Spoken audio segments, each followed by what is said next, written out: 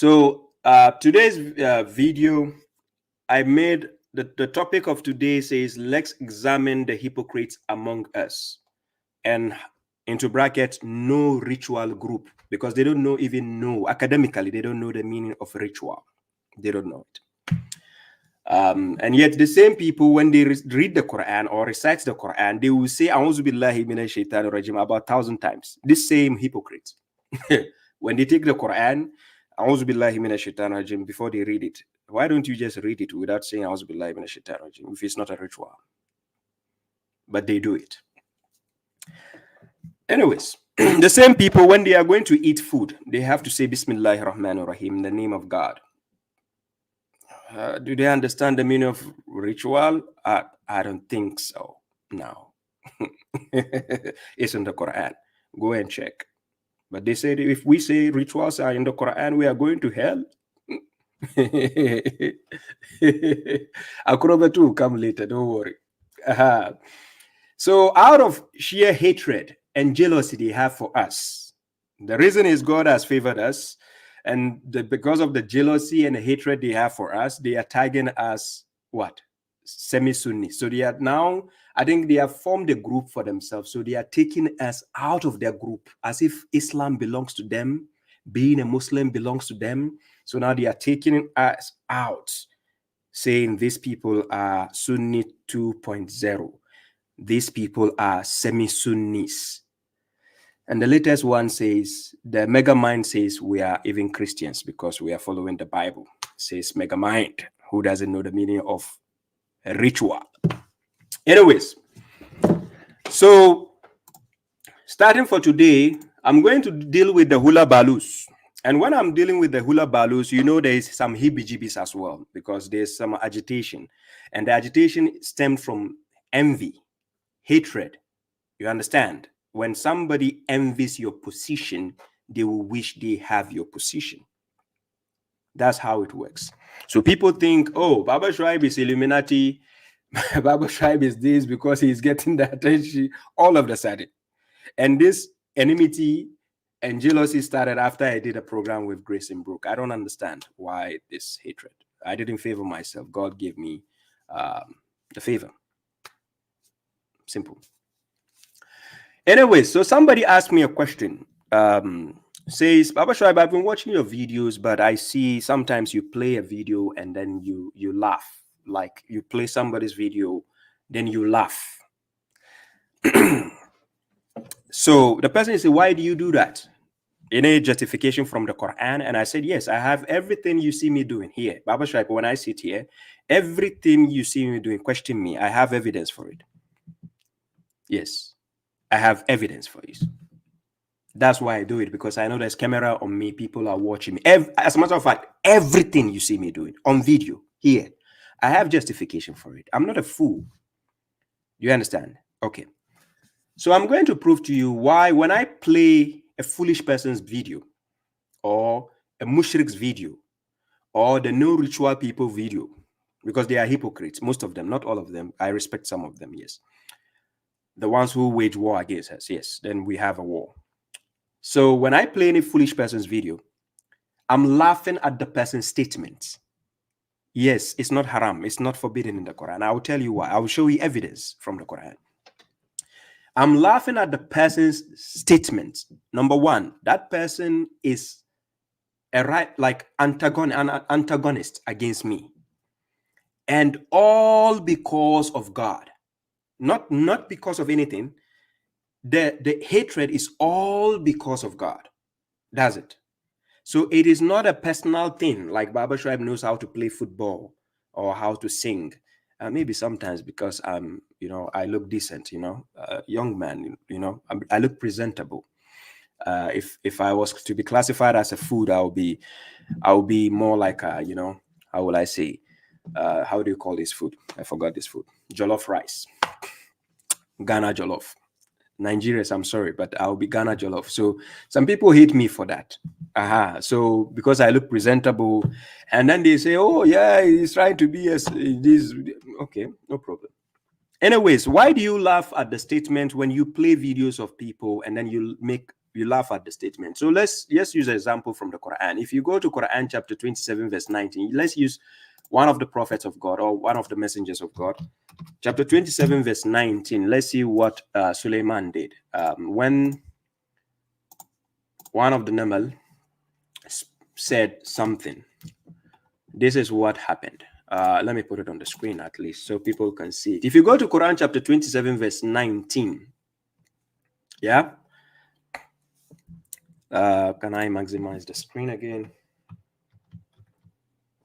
a bit? Then I press S. Yeah, this one should be better. Okay, so this is what happened. And he, Solomon, smiled and laughed at her statement. But let's start from above. If you start from 18, until when they came around the valley of ants, a female ant said, "O you ants, enter your houses," so that Solomon, enter your houses. You see here it says masakina, like where you live, where you stay, where you live. So enter your houses, so that Solomon and his soldiers will not smash you or crush you, while they do not perceive, right? Because they are not paying attention, so they might crush you. So Solomon was a prophet of God who happens to hear the language, understand the language or the logic of animals, right? So verse 19, and he, Solomon, smiled and laughed at her statement. He smiled and laughed at her statement. Now, smiling and laughing at someone's statement can be amusing. Maybe you find it funny. You find it as, you see it as a joke. You see it as not to be taken seriously. You see it as, so when he smiled, not only smiled, he smiled and laughed at her statement. Then after that, he made a supplication. He says, "Lord, assign me to be thankful of your blessing, which you have granted me, and upon my parents, and to act righteous, which you approve, and admit me by your mercy among your righteous servants." So this is Solomon, peace be upon him, laughing and smiling at someone's statement, right? So when babashuaib, when I do it the same, if it was wrong, anybody should come and prove to me why didn't God tell Solomon that this was wrong? He was actually even grateful. And what I do here, I'm doing it for the sake of God. I'm not doing anything because this game is a dangerous game. Do you understand what we are doing? babashuaib is out there. This game is a dangerous game. Yeah, here we go again. Somebody says there is no Solomon in the Quran. That's the kind of people again we have. Yeah. So the next one is, if I take you to Quran chapter 83, let's take you to chapter 83, verse 29. In chapter 83, verse 29, this is what transpired. You see, those who acted wrong, it says, indeed, those who acted wrong used to laugh at those who believed. And we still see it today. Some people will laugh at you because you believe in something. So they laugh at you. You understand? Now, is it allowed to also laugh back at them? The answer is yes. And I'm going to show you, both here in this world and hereafter. You are allowed to laugh at people who laugh at you. You are allowed to even ridicule people who ridicule you. But always God tells us we should not be the aggressor. So I'm not the aggressor. So whoever starts first, it goes back. You understand? Indeed, those who acted wrong used to laugh at those who believed. So this is the payback. And in the same chapter, when you go to 34, I take you down to 34. Then this is what the believers did. So today, that is, if you read the context, it's about the day of judgment. So today, those who believed are laughing at the disbelievers, right? On the day of judgment, believers will be laughing at the disbelievers. So somebody will say, "But babashuaib, this happened, even though disbelievers were laughing at them on earth, but now on the day of judgment is the time the believers will be laughing at it. So I think in this world, when you do that, it's haram, it's not good." Really? Okay, let's go and see Noah. We go to chapter 11, verse 38. In chapter 11, verse 38, here, it says, while he, Noah, was building the ship, that is the popular name, they will say the Noah's Ark, and whenever a crowd of his people passed by him, they ridiculed him. He, Noah, said, if you ridicule us, then indeed we will ridicule you just as you are ridiculing. Do you see what Noah said? If you are, because what God actually advised believers is you shouldn't be the aggressor in the first place. And when you see me doing it against mushriks, and they started it, to be honest, I have evidence to back it up. When you see babashuaib putting the video of mushriks, going at them, laughing at their statements, you understand? I'm not here, it's not a comedy show. Yes. I just want you to know the way they think we are stupid, we are foolish, and they laugh at us, and I'm doing the same so that, you know, if somebody slaps you and you want to retaliate, always yours is bigger, right? It's more painful than the first one. That's how it feels. So Noah was telling them, right? If you ridicule us, then indeed we will ridicule you just as you are ridiculing. Do you see it? Okay. So I'm not, babashuaib doesn't just sit here and I'm just doing things out of, you know, or I take this as an entertainment show and showbiz, and babashuaib is just going to see it. Hey, clap for babashuaib. No. So let's move on. So that is the justification for whoever asked me the question saying, babashuaib, why do you laugh at people's statement? You put a video, you laugh. That's my answer to you. If it's wrong, go and tell the prophets that it's wrong. Those are our role models. We follow their footsteps, right? Go and tell them. Because I didn't start it. It's a retaliation. An eye for an eye. We go forward. Anyways, then we go. Like I said, just so you know, I did not start this. These people who wage war against us, I did not start it. But inshallah, I will be the one to end this, right? I did not start this. And I'll give you evidences why I'm saying I did not start this, right? Those who started, they know themselves, and I call them hypocrites. And indeed, they are hypocrites among us, claiming to be Muslims or believers, but they are hypocrites, to be honest, right? So let's go forward for today's lecture. I open a picture here. This picture here shows you those who started waging the war. So in my last time, the lecture I did, I showed that on the screen, right? So this is the message. Mr. Context, Mr. Following Closely, Mr. Commitment, Mr. Maverick, Mr. Mega Mind, he first waged war.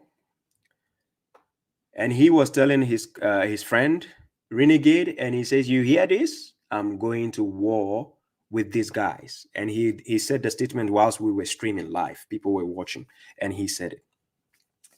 And then he gave us the name Semi-Sunnis, right? Then he says, we are Semi-Sunnis.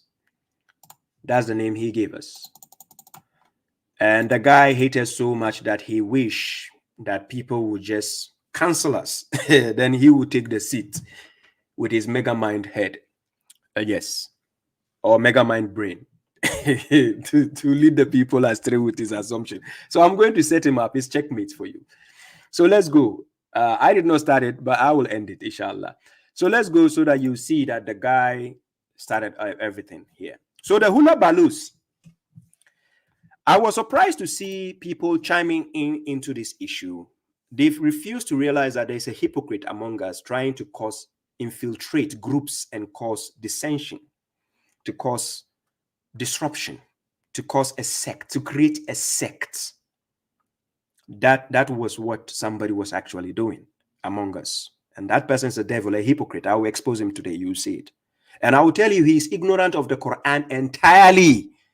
He's there to keep guessing, and he's not leading you anywhere. I'm going to prove it to you. But before I go to that comedian, let me now tell you why when people take sides in this, when babashuaib is coming for you, I have no mercy for you. I'm going to show you why I'm saying this. Now, this is a video. Check this out. Defend this idea that salat is a ritual Islamic prayer which he has been taught by his ancestors. But the fact of the matter is that the Quran does not use this word in this manner. And that's a fact. You can verify this. You need to verify this for your own contentment, to be not led astray by the people who claim to be Quran alone when they're actually just Sunnis 2.0. Okay. So this guy called Said Mirza, he did a video. And in that video, he also used the slogan, the Sunnis 2.0. And he even mentioned in the video. And I'm going to set him up. I'll show you some of the foolishness they do. I'll set him up, you see. So this jab he just threw is based on what Megamind started. So these people followed his suit. This is what the devil does. When he creates division, he takes a side. You understand? And people follow suit. But this guy regretted after following suit. He regretted. He was trying to budge out of this. No, you can't go out of what you have started. Correctional officer is not going to leave you in peace unless you ask for peace, to be honest. Right? So now you saw that indirect jab he threw, right? Because in the trend of the week, this is what they keep tagging us: semi-Sunnis, Sunnis 2.0, meaning, you understand? It's like, hey, they are tagging us. We never said we are Sunnis. Neither are we calling anybody to go to Sunnis, right? So the guy said that. Okay. So the second video I'm playing is from another person who also chimed in to the issue. He put himself into the issue, and I will tell you why. Because Mr. Megamind inserted this video of this guy, Mirza, in his video, and he inserted the second video I'm going to play, the guy who has the, is called True Islam, right? I am being very, very, I'm not really doing any videos about this so-called Quran only Muslim stroke Sunnis, right? Because they believe in the Quran. So then he says Quran only Muslims stroke Sunnis, all because we said there's rituals in the Quran. And babashuaib is going to prove that today. I'm going to show you. I'll prove that today. And I'll tell you how ignorant these people are. When we tell them go to madrasa, sit down and learn from a teacher, the ihrab, syntax, they will not do it. They will just keep going around taking heebie-jeebie translations, and they think they know when they don't know. babashuaib, I will not come here speaking about things I don't know. I make sure I investigate before I speak out. I don't want to be a foolish person misleading people with my opinions. Everything I say, I can justify it. Put me to the test. Do you think babashuaib will come here trying to face mushriks out there and I'm ignorant of what I do? Is that what you think? Can you do half of what I'm doing? I dare you. I dare you. Go out there in the real world and see if you can survive doing what babashuaib is doing. I'm only doing it for the sake of God and for the favor of God. He favored me. I didn't favor myself. So think twice. Now listen to his statement. So I am being very, very, I'm not really doing any videos about this so-called Quran only Muslim stroke Sunnis, right? Because they believe in the Quran. I don't understand, right? I don't understand, right?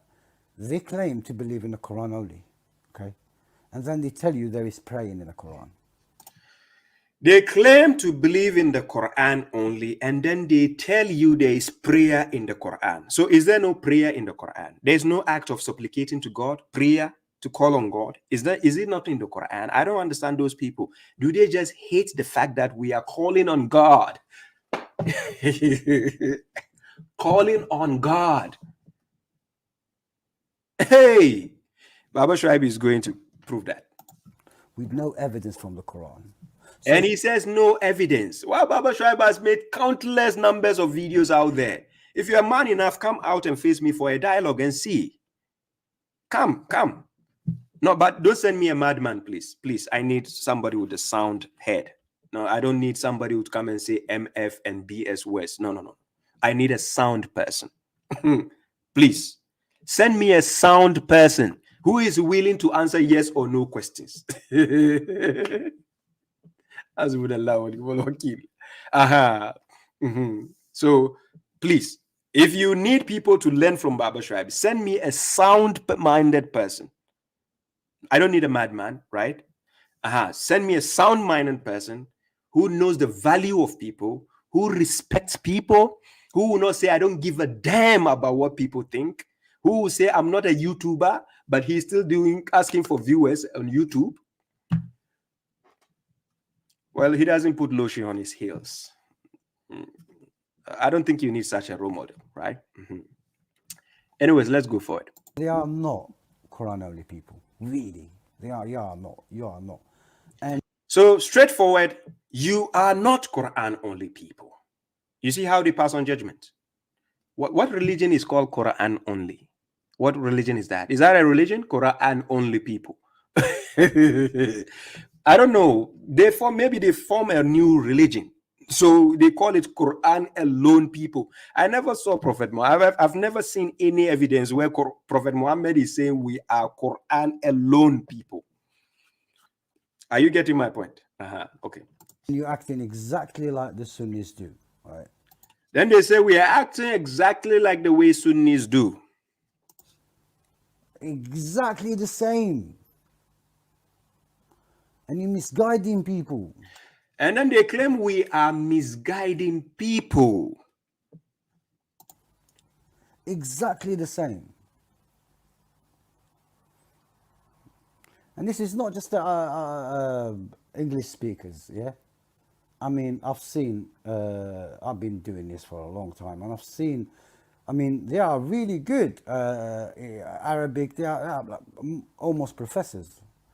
But they're coming up with the same idea, praying from the Quran. But it doesn't say praying from the Quran.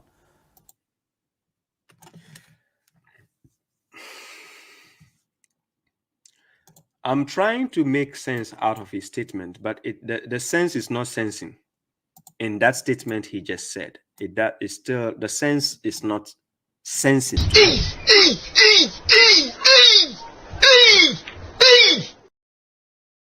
Look what he said. Look, listen what he said here. I mean, I've been doing this for a long time, and I've seen, I mean, they are really good Arabic, they are almost professors. But they're coming up with the same idea, praying from the Quran. But it doesn't say praying from the Quran. Have you ever confronted them to understand why they are professors, but they claim there's prayer in the Quran? And they even have large following, that babashuaib. Most of them have millions of followers. Have you ever, the Dick, Tom, and Harry, have you ever confronted those people to have an academical discussion with them and see why they claim there is prayer in the Quran? You never did. So you stood somewhere in a glass house throwing stones, making judgment for yourself, passing on legislation. So you created a religion called Quran alone religion. Okay. They say because it came through Tawatur or something like that. You know what I mean? Like, I don't understand. Then he said, I don't understand, because he says Tawatur or something. I don't understand. Okay, this is how he is going to end the video. I don't understand. He will repeat again. I really still don't understand. Either of them, right? Either of them, I do not understand. Okay. That's how he ended his statement. So he kept, I don't understand. I don't understand. You don't understand something, but you're passing on judgment against people you don't understand. You let it make sense to me. Anyways, so away with this. I brought this also because he's taking sides. The moment people take sides, they don't need to mention names. When somebody throws a jab at you, it doesn't have to mention name. It's clear, right? It's evident who they are talking against. Okay. So this brother Mirza, when he happened to make that video, the Megamind guy took their videos and added it to his video. So he made a video and then attacking me and MFG, right? He was attacking us. But I'm going to expose his ignorance and hypocrisy and to show you how that guy is a devil. And he's here to infiltrate you if you don't know. I'll show you why. So this is a comment. I'm going to show you a comment from this guy, Mirza, arguing with this guy who said he's arguing with somebody concerning standing, right? I'll tell you how they are confused also, because they don't want to study, right? They never want to study. Go and have some basics in academics, at least. Since you went to school in English to learn academics, to have your academics, try to do that with Arabic as well. At least have some basics, for God's sake, before you speak, so that you don't look foolish to the audience out there. These people, you watch them, you Megamind, go and find Megamind's video in Hyde Park. They make him look like a fool, always. You go and watch his videos. This guy went to the extent, says, Ayub, Prophet Job is not a prophet. He said he's not a prophet. Because he is ignorant. Yes. He was having an open discussion with Adnan Rashid. And Adnan Rashid told him Job is a prophet. He said, no, Job is not a prophet. Go and read Quran chapter 6 and start from verse 83 and read up to 89. Job's name is among those prophets given the book, the judgment and prophethood. But this guy is ignorant and he doesn't know. But he will go arguing. So Megamind is that kind of person. So I'm baffled when I see people agreeing with his antics and his naivety. It surprises me. But I found out that people who don't have background in Arabic, they actually go with his flow. So imagine a blind man trying to lead people to the bridge. Wow. What do you expect? A blind man trying to lead people to the bridge. Wow. That is dangerous. Okay, let's go. So this is a comment I want to show you for this brother. So this brother here, I'm bringing him in because he threw a jab, right? So here, I don't know if people can see it clearly enough, but I think when I zoom it bigger, you might not be able to see it. But however, I'll do it this way, right? Let me do it this way. He says, peace, brother. He was commenting under one of the brothers who did the video, the Real Islam video, right? So let me zoom it, then I move it around so that people can see it clearly. Now here, this is the statement. So Said Mirza says, peace, brother. I do not understand what you are saying, because the brother says there is no act of standing, even in the salah. There is no standing. So Mirza is telling him that I do not understand what you are saying, but we have standing as a value for Qa'im, found in Quran chapter 3, verse 18, 339, Zakaria standing, 375, and so on. He mentioned all the verses, concerning the standing.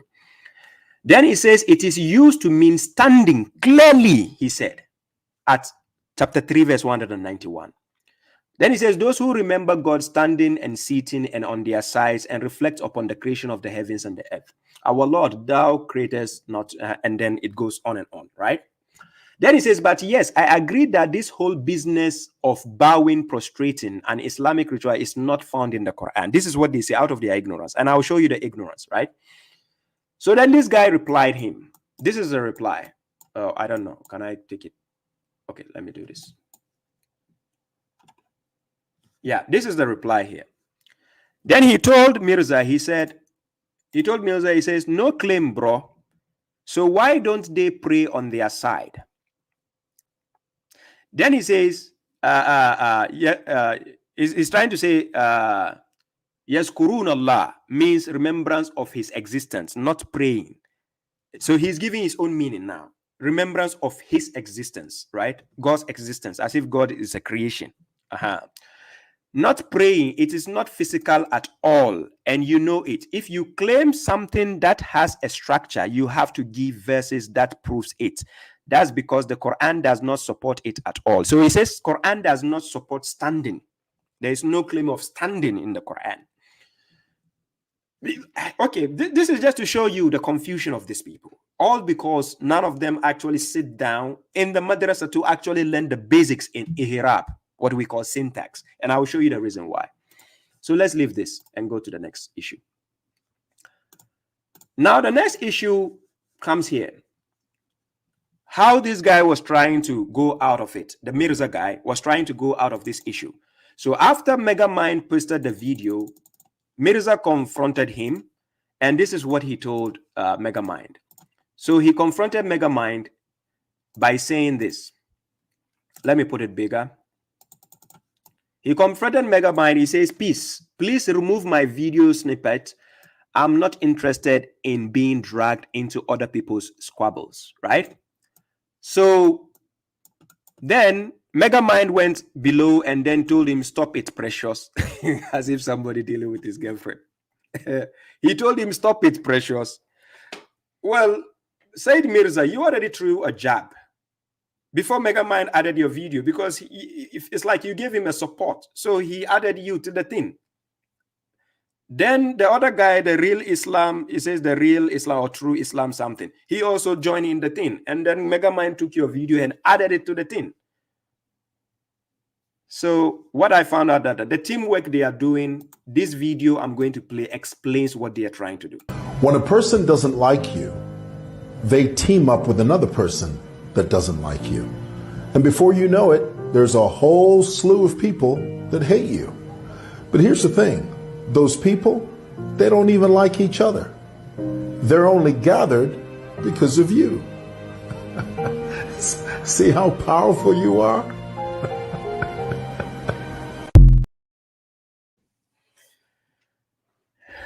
Yeah, thank you very much, MFG. Now, did you hear the message I just played right now? Now, so this message I just played explains what just transpired. Those people, they don't even like each other. They don't agree with each other, but they will just come as a team because all of them, because they don't like you. So they come as a team working together. But yet they are already divided among themselves. And I'll put it on the screen. I'll show you why these guys are hypocrites, right? I'll show you why. I call them hypocrites. And I'm not joking. I can prove it by evidence on the screen. Okay. Now, check this out. So Mirza is trying to budge out of this thing. He started. How can you... Why will you not finish what you started? I don't understand. If you threw a jab, you should be part of it. You shouldn't go back. Anyways, now, ladies and gentlemen, let me present to you Megamind. So Megamind, this is what he said. Listen, somebody was asking if he could recommend something to be used to understand the Quran. And this is what he told the lady. I'm going to put the response on the screen. Now check. This is what Megamind told this person. It's a lady of, because he says Fatih Pahad. I don't know if it's a lady, but based on the name. So let's check what Megamind said. Now, look what he told the lady.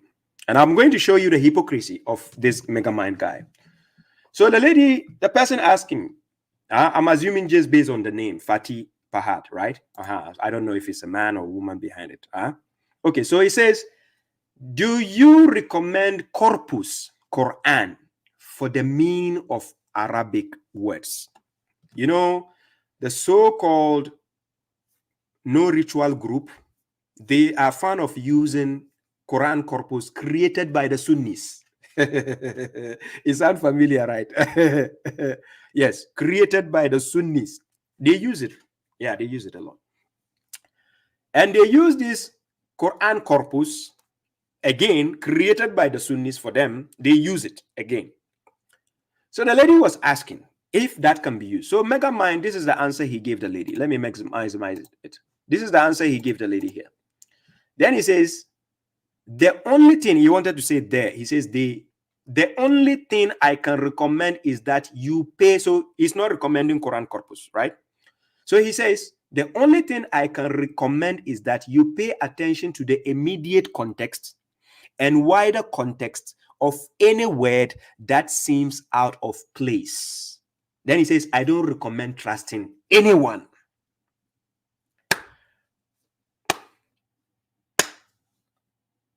This is Megamind's advice. He let the lady stay away from the Quran corpus and telling her to use her assumption to check the immediate context while somebody has used this Quran corpus to translate the Quran for you already. She should now read English again and check the immediate context and check the wider context. And then if she sees any word which seems out of place, I don't understand. Is this guy okay? Is he well in the head? Then he told the lady, I don't recommend trusting anyone.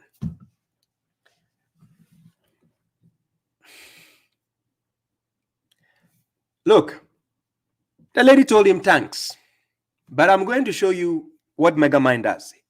The app he is using, he never recommended it to the lady. He is using an app. He never recommended it to the lady. He told her not to trust anyone, but Megamind trusts somebody. Do you know who he trusts? The submitters, 19ers, the submitters. He trusts them, but he couldn't recommend the 19ers to this lady. He told her not to trust anyone. This is what a hypocrite does. So let me show you the hypocrisy. So he left the lady hanging. He told her, check the immediate context and then wider context. If you see any word out of place, he thought it's just any like a something. Oh my God, Allah Megamind. Okay, so now this is what he did. Look what he did here. I'm putting this text here. Then somebody else asked him a question. This is what he said. Hey, Megamind. Hey, fear God. So this is Megamind. This is what he said here. So here in this same statement on his video, somebody asked him, what is the app you use for the word usage? He's asking Megamind, what is the app you, Megamind, use for the word usage? Then Megamind of all people who says she should not trust anyone, telling a different person, don't trust anyone. Hey, Megamind. Then he says, Quran study app, bro. It's a code 19s app, but I use it for the word usage. Hey, Aquari. Hey.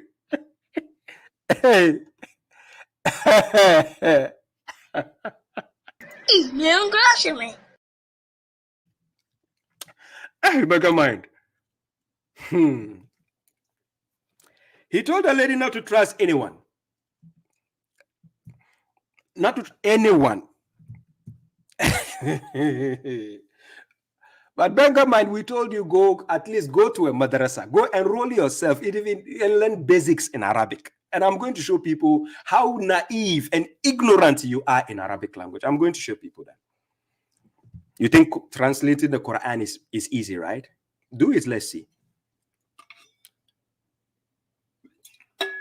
So, ladies and gentlemen, this is what we call hypocrites. A hypocrite. Wallahi, I'm not joking with you. That is what we call hypocrites. You tell people something else, and you do contrary to that. Okay. So, somebody born this hypocrite by mistake. That's why he's Megamind. By the way, the Megamind cartoon, I didn't create it.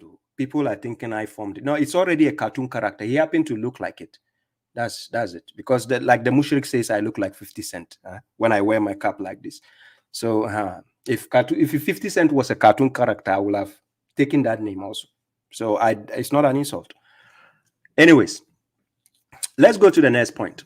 So now, Mr. Megamind is now going to tell us the meaning of salat. The meaning of the word salat. Mr. Megamind, are you there? What is the meaning of salat? Let me find this video. Mr. Megamind, are you there? Or today you are not watching me? Okay, let's go and ask you, what is the meaning of salat? Mr. Megamind, listen what he's going to say. I get the term following closely from Lane's lexicon. Exactly. Number one. You know, Okay. that's one area. The other area is there's a few poems of this guy. I forgot his name, but I'll find it. Some Arab knight that was before Islam. There's a few poems where he uses the word salah, and the word salah is consistently used as following closely. In the Lane's lexicon, and what is the other source? Poems, few poems of this Arabic knight, but I'll find his name for you. There's some poems from an Arabic knight, and then there's the Lane's lexicon where you get following closely. There's more. There's more.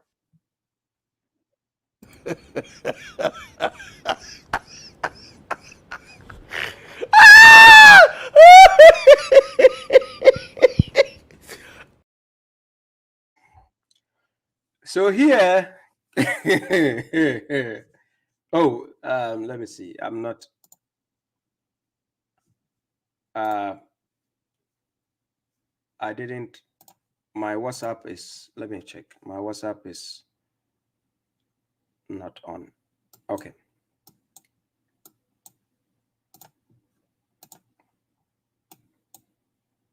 Okay, I'm getting message. Okay, yeah.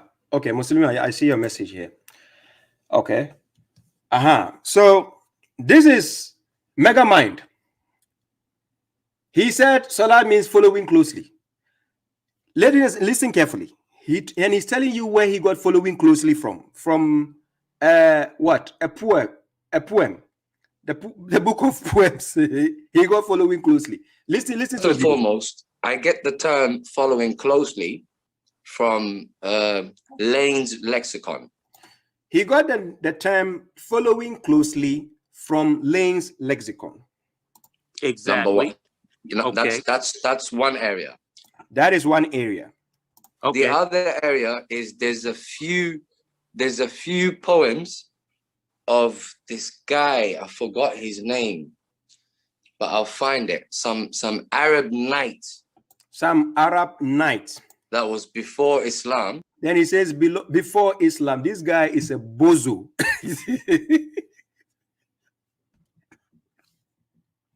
He says before Islam.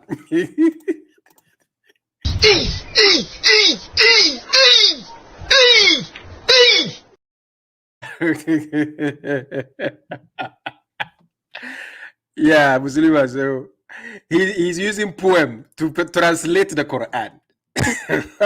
What kind of foolishness is this? When we say go to madrasa and learn something a bit before you come and attack Sunnis or mushriks, you will not do it. You think what babashuaib is doing is a joke, right? Oh. So, Mr. Following closely got the meaning from poems, the Arab Nights. Okay. There's a few poems where he uses the word salah. So now out of a poem, what a poem is meaning, you know, poems are based on metaphorical things. It's not, you know how poems work, poetry. You know how it works, right? The theme of a poem or a poetry is way different from what the Quran. And the Quran, God clearly tells us in the Quran, clearly tells us in the Quran that poetry has no lane with the Quran. God said it emphatically several times in the Quran concerning how poetry and Quran doesn't share the same link, do not share the same link. But then we have Mega Mind here. Look, this is what God says. Quran chapter 36, verse 69. I show you something. Quran chapter 36, verse 69. And I put it on the screen. I'm showing you something, how this guy is deluded by misleading people, innocent people. So this verse says what? Check the screen. This verse clearly tells you that, and we did not teach him poetry, nor was it necessary for him. It is only a remembrance and a clear Quran reading. You see? Then you have somebody with a mega head mind leaving the book of God. And salah is consistently going to poetry and saying the salah, which is following closely, is consistently what? He's going to say it. Used as following closely. Used as following closely according to the poem. And he, out of the foolishness, he says before Islam. This guy thought Islam started in the 7th century. This is, the, ladies and gentlemen, mega mind. Ladies and gentlemen, mega mind. You see, that let's go. In the Lane's lexicon, and what is the other source? Poems. Few poems of this Arabic night, but I'll find his name for you. There's some poems from an Arabic night, and then there's the Lane's lexicon where you get following closely. There's more. There's more. Oh, there's even more. So, ladies and gentlemen, you had Maverick, the Mega Man guide. He said here that following closely is the meaning of salah. And he says the salah is consistently. It means following closely. You heard what he said? And he told you where he get it. Huh? Somebody says, I said mega head mind.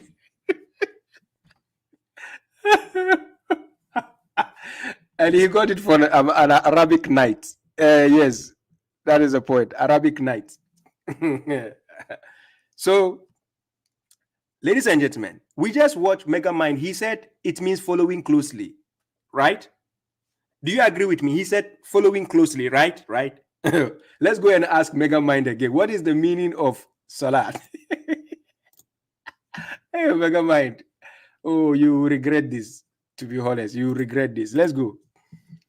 29:45.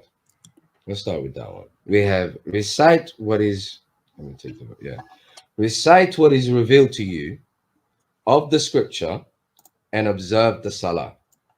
Recite what is revealed to you of the scripture and observe or uphold and or establish the connection. The word salah is connection. That part is, there's nothing ambiguous about that. You can even Google it. Ladies and gentlemen, hey, Mega Mind.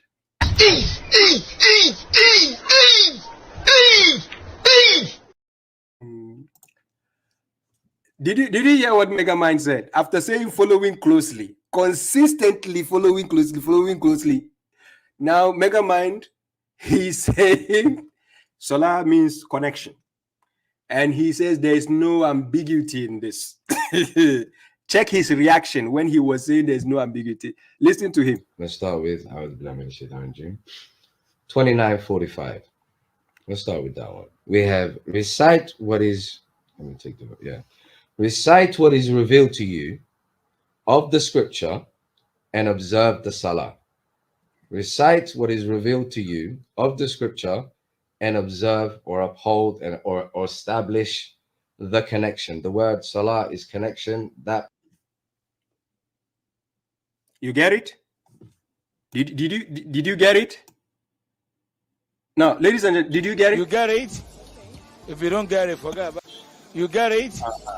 If you don't get it, forget about it. Did you get it?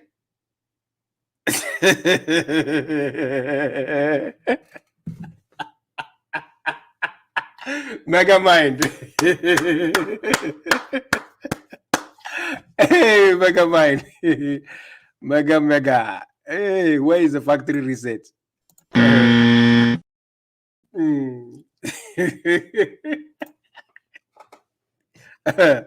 I'm going to show you, ladies and gentlemen. This lecture might take 3 hours. I'll teach you. I'll show you everything to expose these bozos calling themselves no ritual because they hate God. They don't want to pray to God. I will show you how these guys are naive. Wallahi. So that is Mega Mind. Listen, he's going to tell you now is connection, right? Okay, look. Part is there's nothing ambiguous about that. You can even. There is nothing ambiguous about that. Then he said we can do what? Listen, what we can do what? Google it. He says we can Google it. We are going to Google it and check if it's true.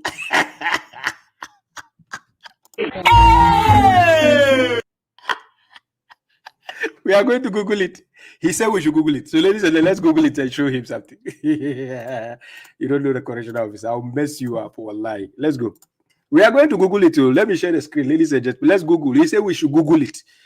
That's how to see the truth of the truth, those who are truthful. Okay, we are going to Google. So this is Google, ladies and gentlemen. So here, this is Google. He said we can Google it. I'm going to put the word salat. This is the word salat. Ladies and gentlemen, he said we can Google it. Okay. Let me make it big. This is the word salat. Can you see the screen? Okay, you can see it. This is the word salat here. I type the word salat. Google it, we go to Google. Now look at the meanings of salat on Google. You see prayer, you see service, you see devotion, you see devotions, you see litany. Do you see litany here? Litany. That is the meaning of salah. It doesn't mean connection. The word salat doesn't mean connection.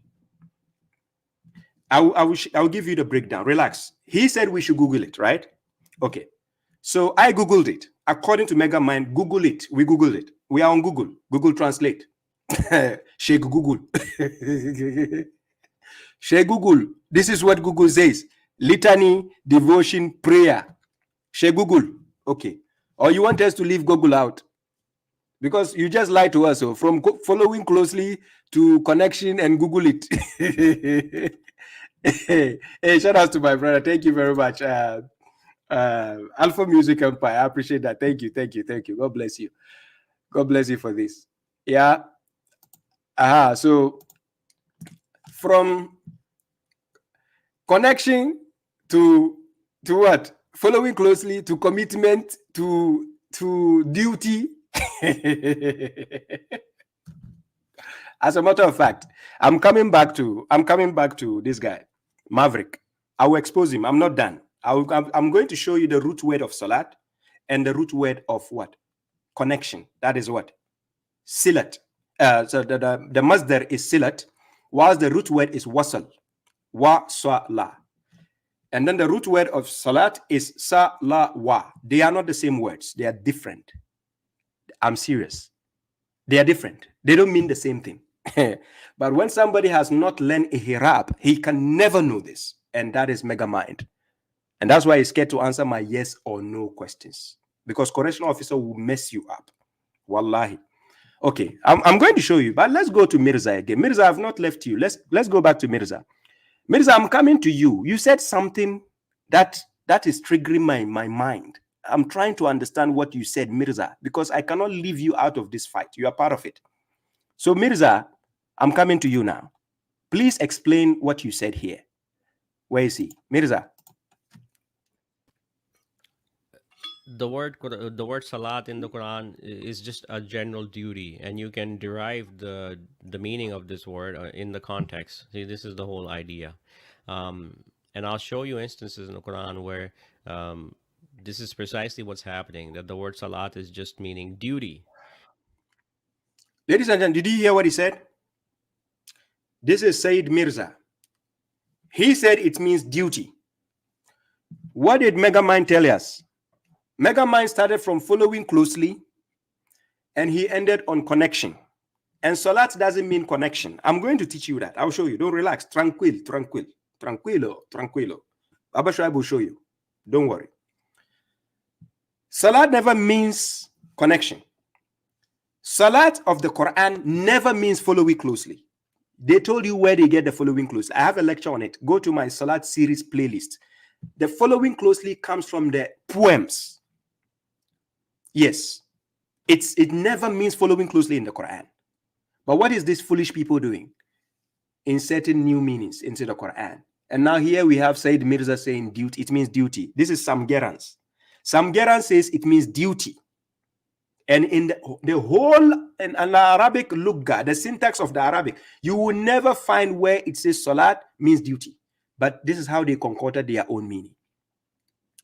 So now, Mirza, who happens to support Mega Mind or Mega Head Mind, who happens to support him, all of a sudden he says, this is how you get the meaning. Check what he said. because the word salat in the Quran is just a general duty, and you The word salah in the Quran is just a general duty. you can derive the meaning of this word in the context. And you can derive the meaning of this word in the context. That's not how language works.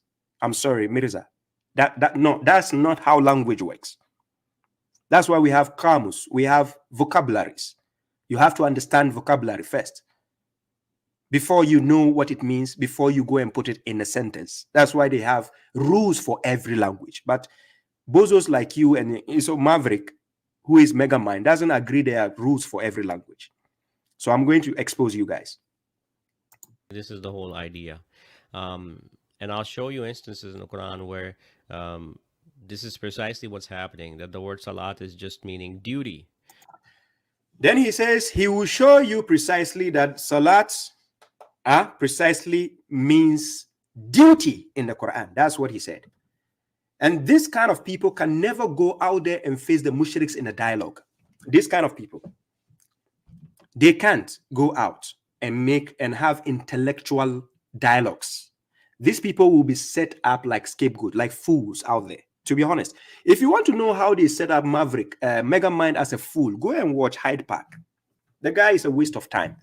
But I'm going to expose these guys to show you how they want the freedom to create their own meanings. You come into a language which doesn't belong to you, and you want to create your own meanings. You think the book of God is for joke, right?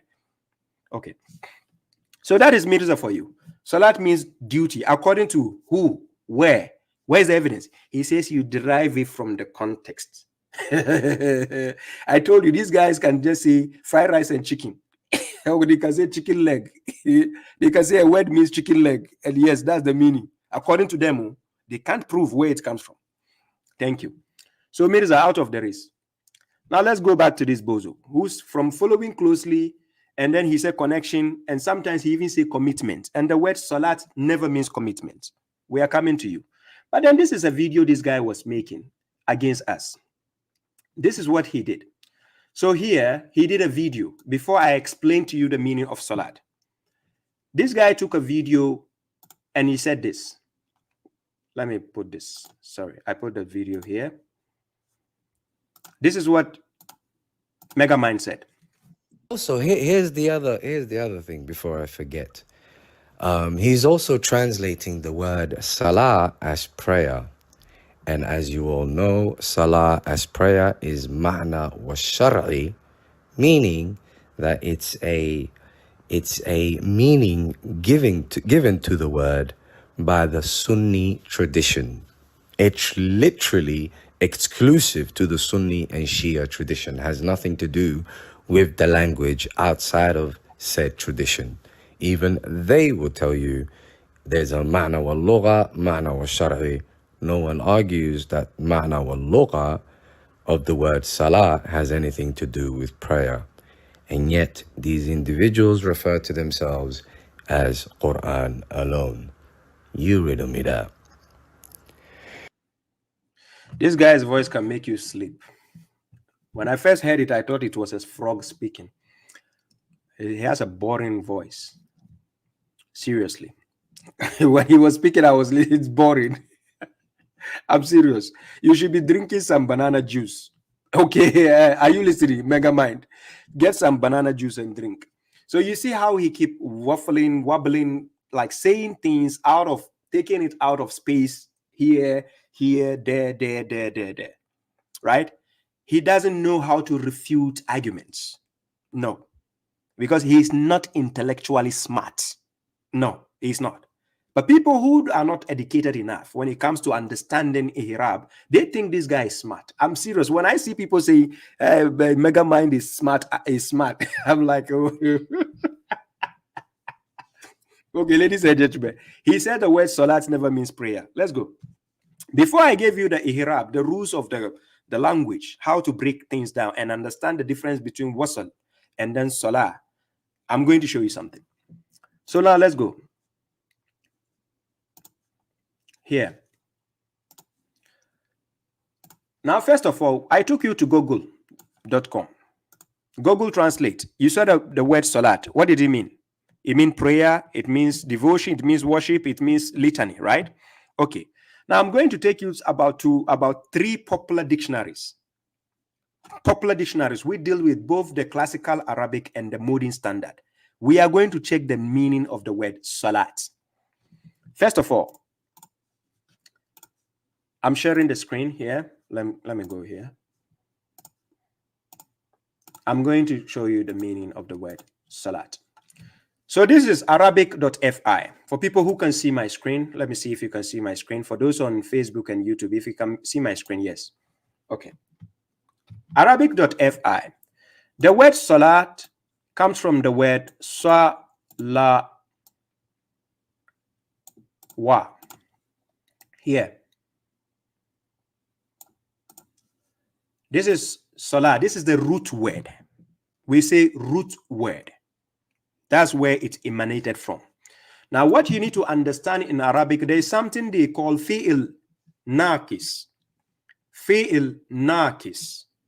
The word salat as a root word, it comes from the imperfect verb.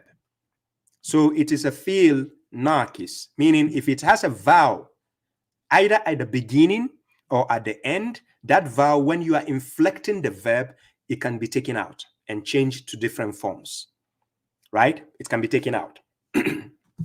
So now, this is the verb, salla. This is the verb form number 2. In Arabic, we call it the verb form number 2 when it has the shadda, the W. So if you see the shadda and it says salla, that is a verb form number 2. Verb form number 1 is salah without the shadda. So now, the basic literal meaning of the word salah is what? Pray.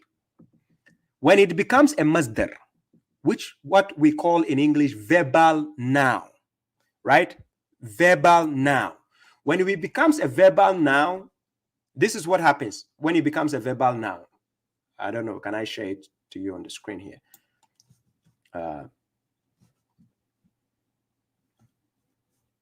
Yeah, I can click on it. Wait. Yeah, when you click on it, on the eye, it will take you and give you that instance here. Here. Yeah.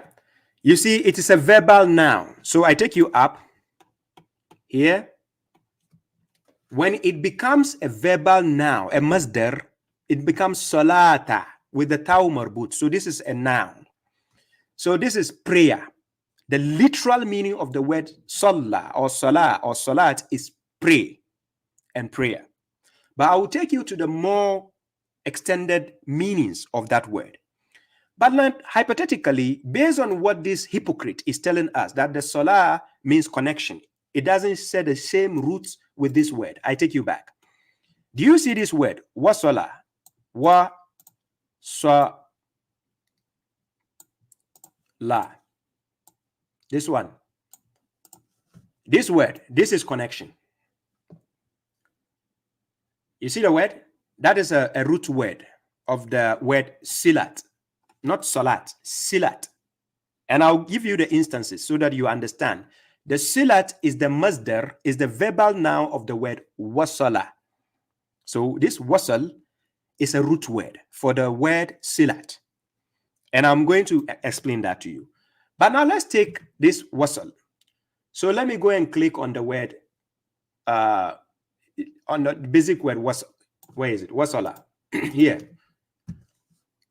This is the word. You see it? When it's changing the verb form, when it's becoming a word form, from the wasala, you can remove this vowel from the beginning, because it's an imperfect verb. If a verb is starting with a vowel from the beginning or a vowel at the end, we call it fi'il naqis. That is imperfect verb. Now, this wasala is not the same as salawa. Not the same. Now, going back, this first dictionary is telling you, this dictionary, it has been what? Extracted from classical Arabic and modern standard. Now, in this dictionary, it tells you the word salah or salat means to pray is salah, and then prayer is what? Salat, as a noun. Mr. Maverick says when you Google it, this is what you get. He says in the dictionaries, it's only from the Sunnis, and it's from, oh, don't lie, Mr. Maverick. Please, mega mind. The word salat never, ever means connection. Never, ever means following closely. And I'm going to prove it today. So we go to the next dictionary. So now we go to Almani. Now, ladies and gentlemen, this is Almani. I don't know. Can you see the screen? Let me maximize it. This is Almani. I can do this way. It gets bigger, right? Okay. So in Almani, I put the word here, salat, as a noun. Salat. Then I search. So when I search as a noun, then I scroll down a bit. Now, this is the meaning of the word salat. Almani also extracts their meanings from classical dictionary and modern standard also. Now, salat as a noun.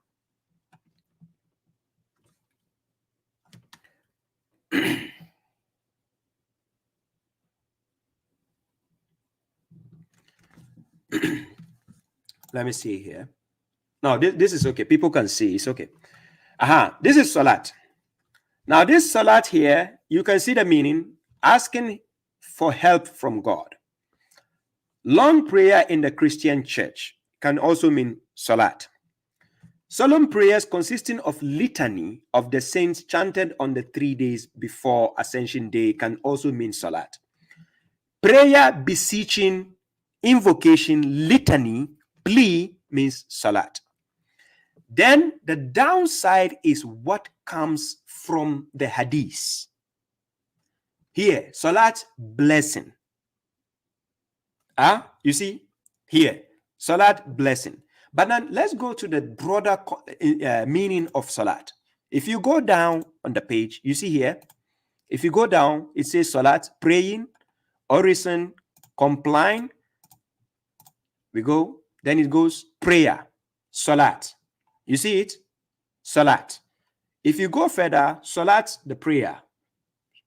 Prayer, supplication. Prayer, meditation. Salat, worship. It goes on and on. You will never find the meaning following closely. Okay. Then again, we go the next dictionary. Let's go to reversal. So a reversal, I put it on the screen here. This is a reversal. A reversal, if you see the screen, if you put the word salat, they also use classical and modern standard versions of the Arabic language. This is the word salat. It is not the same as silat. And I'm going to show you, I'll show you the example why I'm saying that. Because some of the Quran, the no ritual group don't even know this. They've not sat down to learn Ihrab. No idea. Right? Now look at the word salat. Prayer, praying, grace, worship, salat, salah. Right? People who say namaz, that is in a different language. So they're just giving you the names because generalized, that's how people name it and they have names for it. But the reason why I'm showing you this is just to let you understand that the guy called Megamind has no idea about the difference between the word salat and the difference between the word silat. He doesn't know the meaning. So now, let's go into his videos. This is what he said. Listen to him here.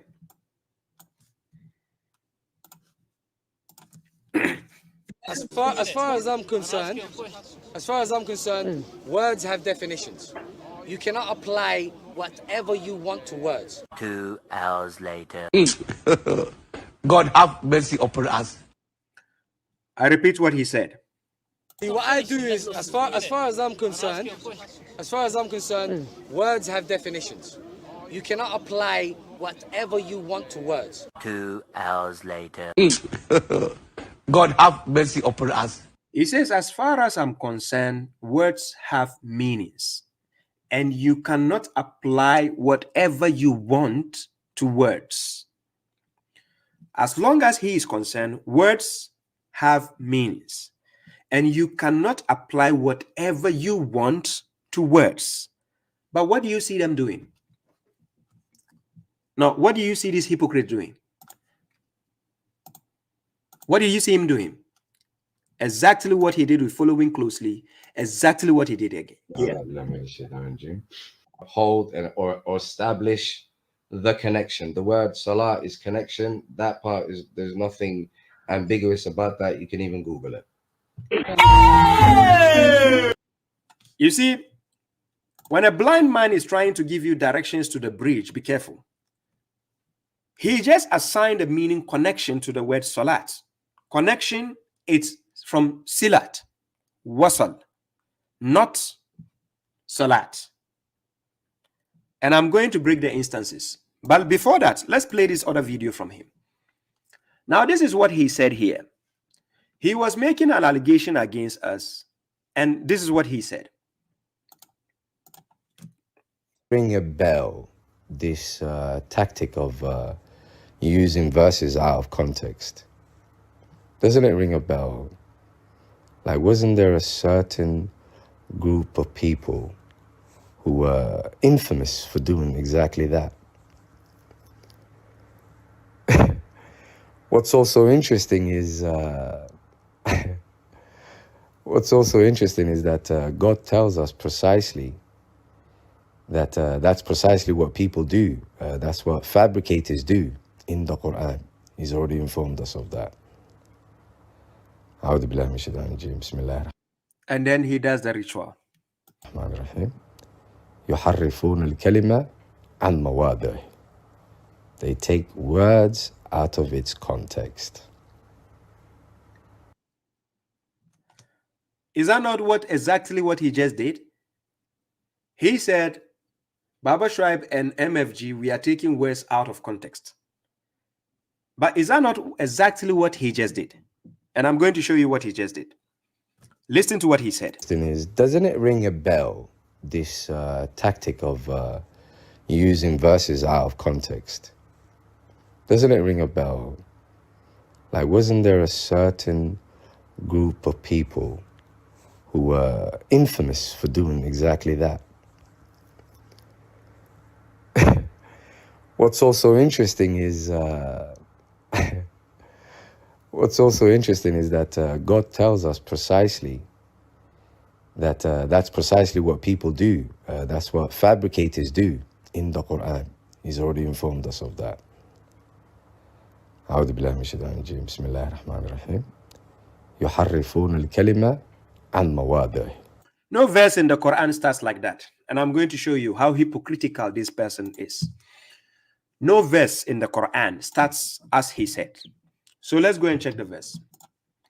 In Quran chapter 5 verse 41, he is quoting one of these two verses. And I'm going to show you how hypocritical he is. He says something and he's going contrary to what he's saying.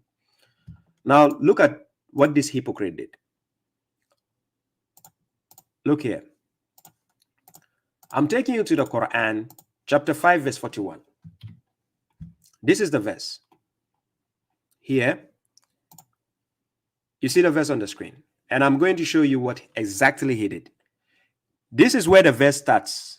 It starts with Ya ayyuha Rasul. This is where this guy quoted. Yuharrifuna al-kalima min ba'di mawadihi. Then there is another one in Quran chapter 4 verse 46. Here, in this verse, then you see here, yuharrifuna al-kalima an mawadihi. You see the verses? Two verses. But what did the mega mind do? He is speaking about people saying that they take words out of its context or its places. And he did exactly the same thing. He started by saying, A'udhu billahi minash shaitanir rajim. Then he started, wa yu'arrifuna al-kalima an mawadihi. Listen to him. They take words out of its context. It tells us precisely that that's precisely what people do. That's what fabricators do in the Quran. He's already informed us of that. أعوذ بالله من الشيطان الرجيم بسم الله الرحمن الرحيم يحرفون الكلمة عن مواضعه. There's no verse starting like that. He started أعوذ بالله من الشيطان الرجيم بسم الله الرحمن الرحيم يحرفون الكلمة عن مواضعه. And he says some people take words out of context, but you are just doing that. Quoting of Allah, this bozo. I don't understand this mega mind guy at all. How his brain works. Anyways, let's put that aside. The next one. This is what he said, making a claim against us. This is what he said here. Concerning the word salat. This is what this guy has to say concerning that.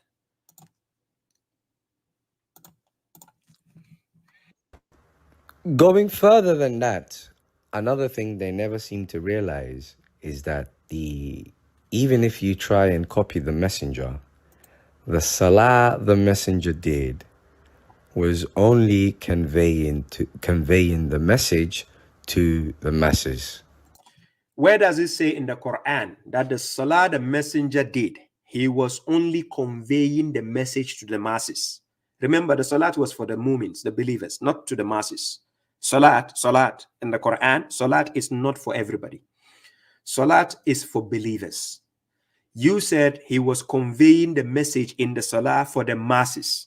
So according to Megamind, the salat the prophet established was for the masses. So meaning masses, not for the believers. So he says the salah he was conveying the message to the masses. Where did you get this understanding from? Where does it say that in the Quran? I dare you. Come and show us a verse where it says the salah was for conveying messages to the masses. Hypocrite. That's it. Conveying the message to the masses. That's all. You see how he gave his own meaning. Now, this is the foolishness when people refuse to learn the rules of a language and understand the Arab, the syntax on how a language works so that you know what words mean in a language. You go and give it following closely, you go and give it connection, then you start creating your own meaning. He says salat of the messenger that the messenger did, he only conveyed messages to the masses, and that is the salah. The last time I checked, the salah was for the believers, the messenger and the believers, that's all. Salah is not for everybody. I dare you, Megamind. Come and show me where it says salah is for the masses. It's for the believers. Oh, what is wrong with this guy? Throughout the Quran, you can start from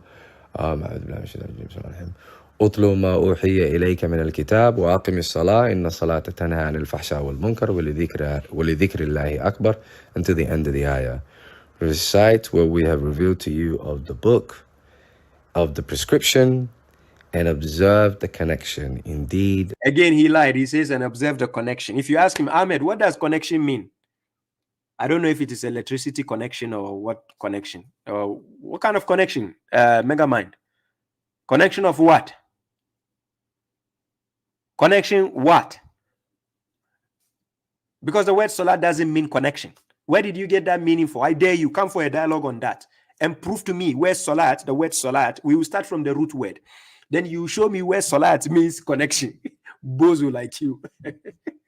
The connection prevents from immorality and vice. Then he says the connection prevents from immorality and what? Vice.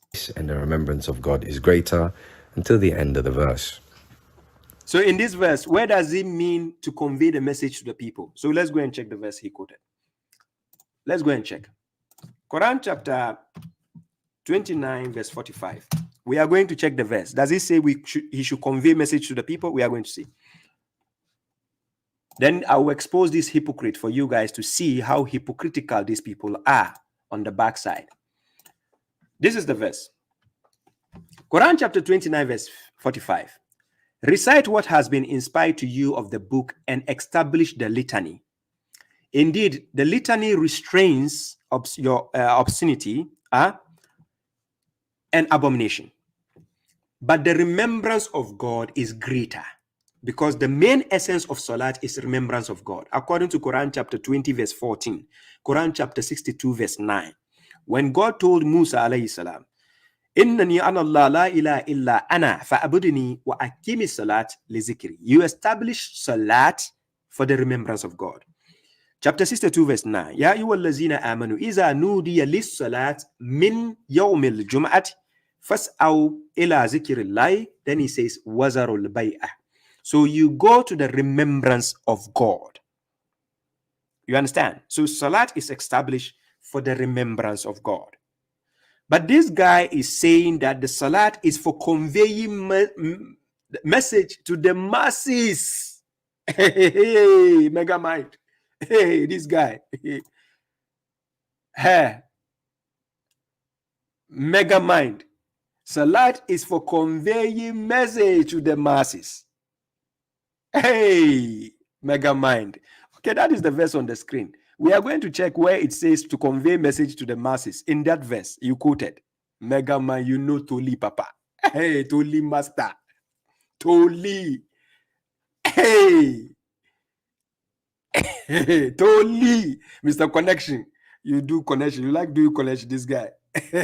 Mega. Connection. Following closely. Commitment. Conveying message to the masses. This is the verse.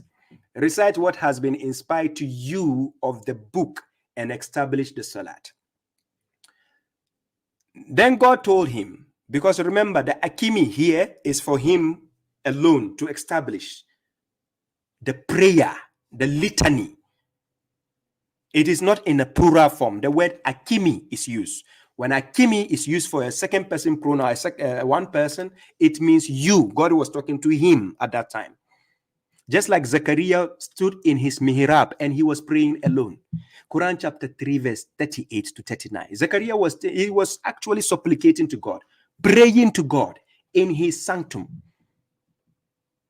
Likewise, the messenger was being addressed here alone. God never told him in this verse, convey the messages to the masses. In this verse, where does he say that? Hey, mega mind, I'll get you. You prove to the people. Let's see. Now listen what Megamind said. It would be absolutely no surprise that obviously the messenger is going to convey the message to the people. Hey! That's the whole purpose of the message. And that's the whole purpose of the messenger. He's not, it's his job. So we know it is his job, but you just lied. He said the salat, listen, the salat.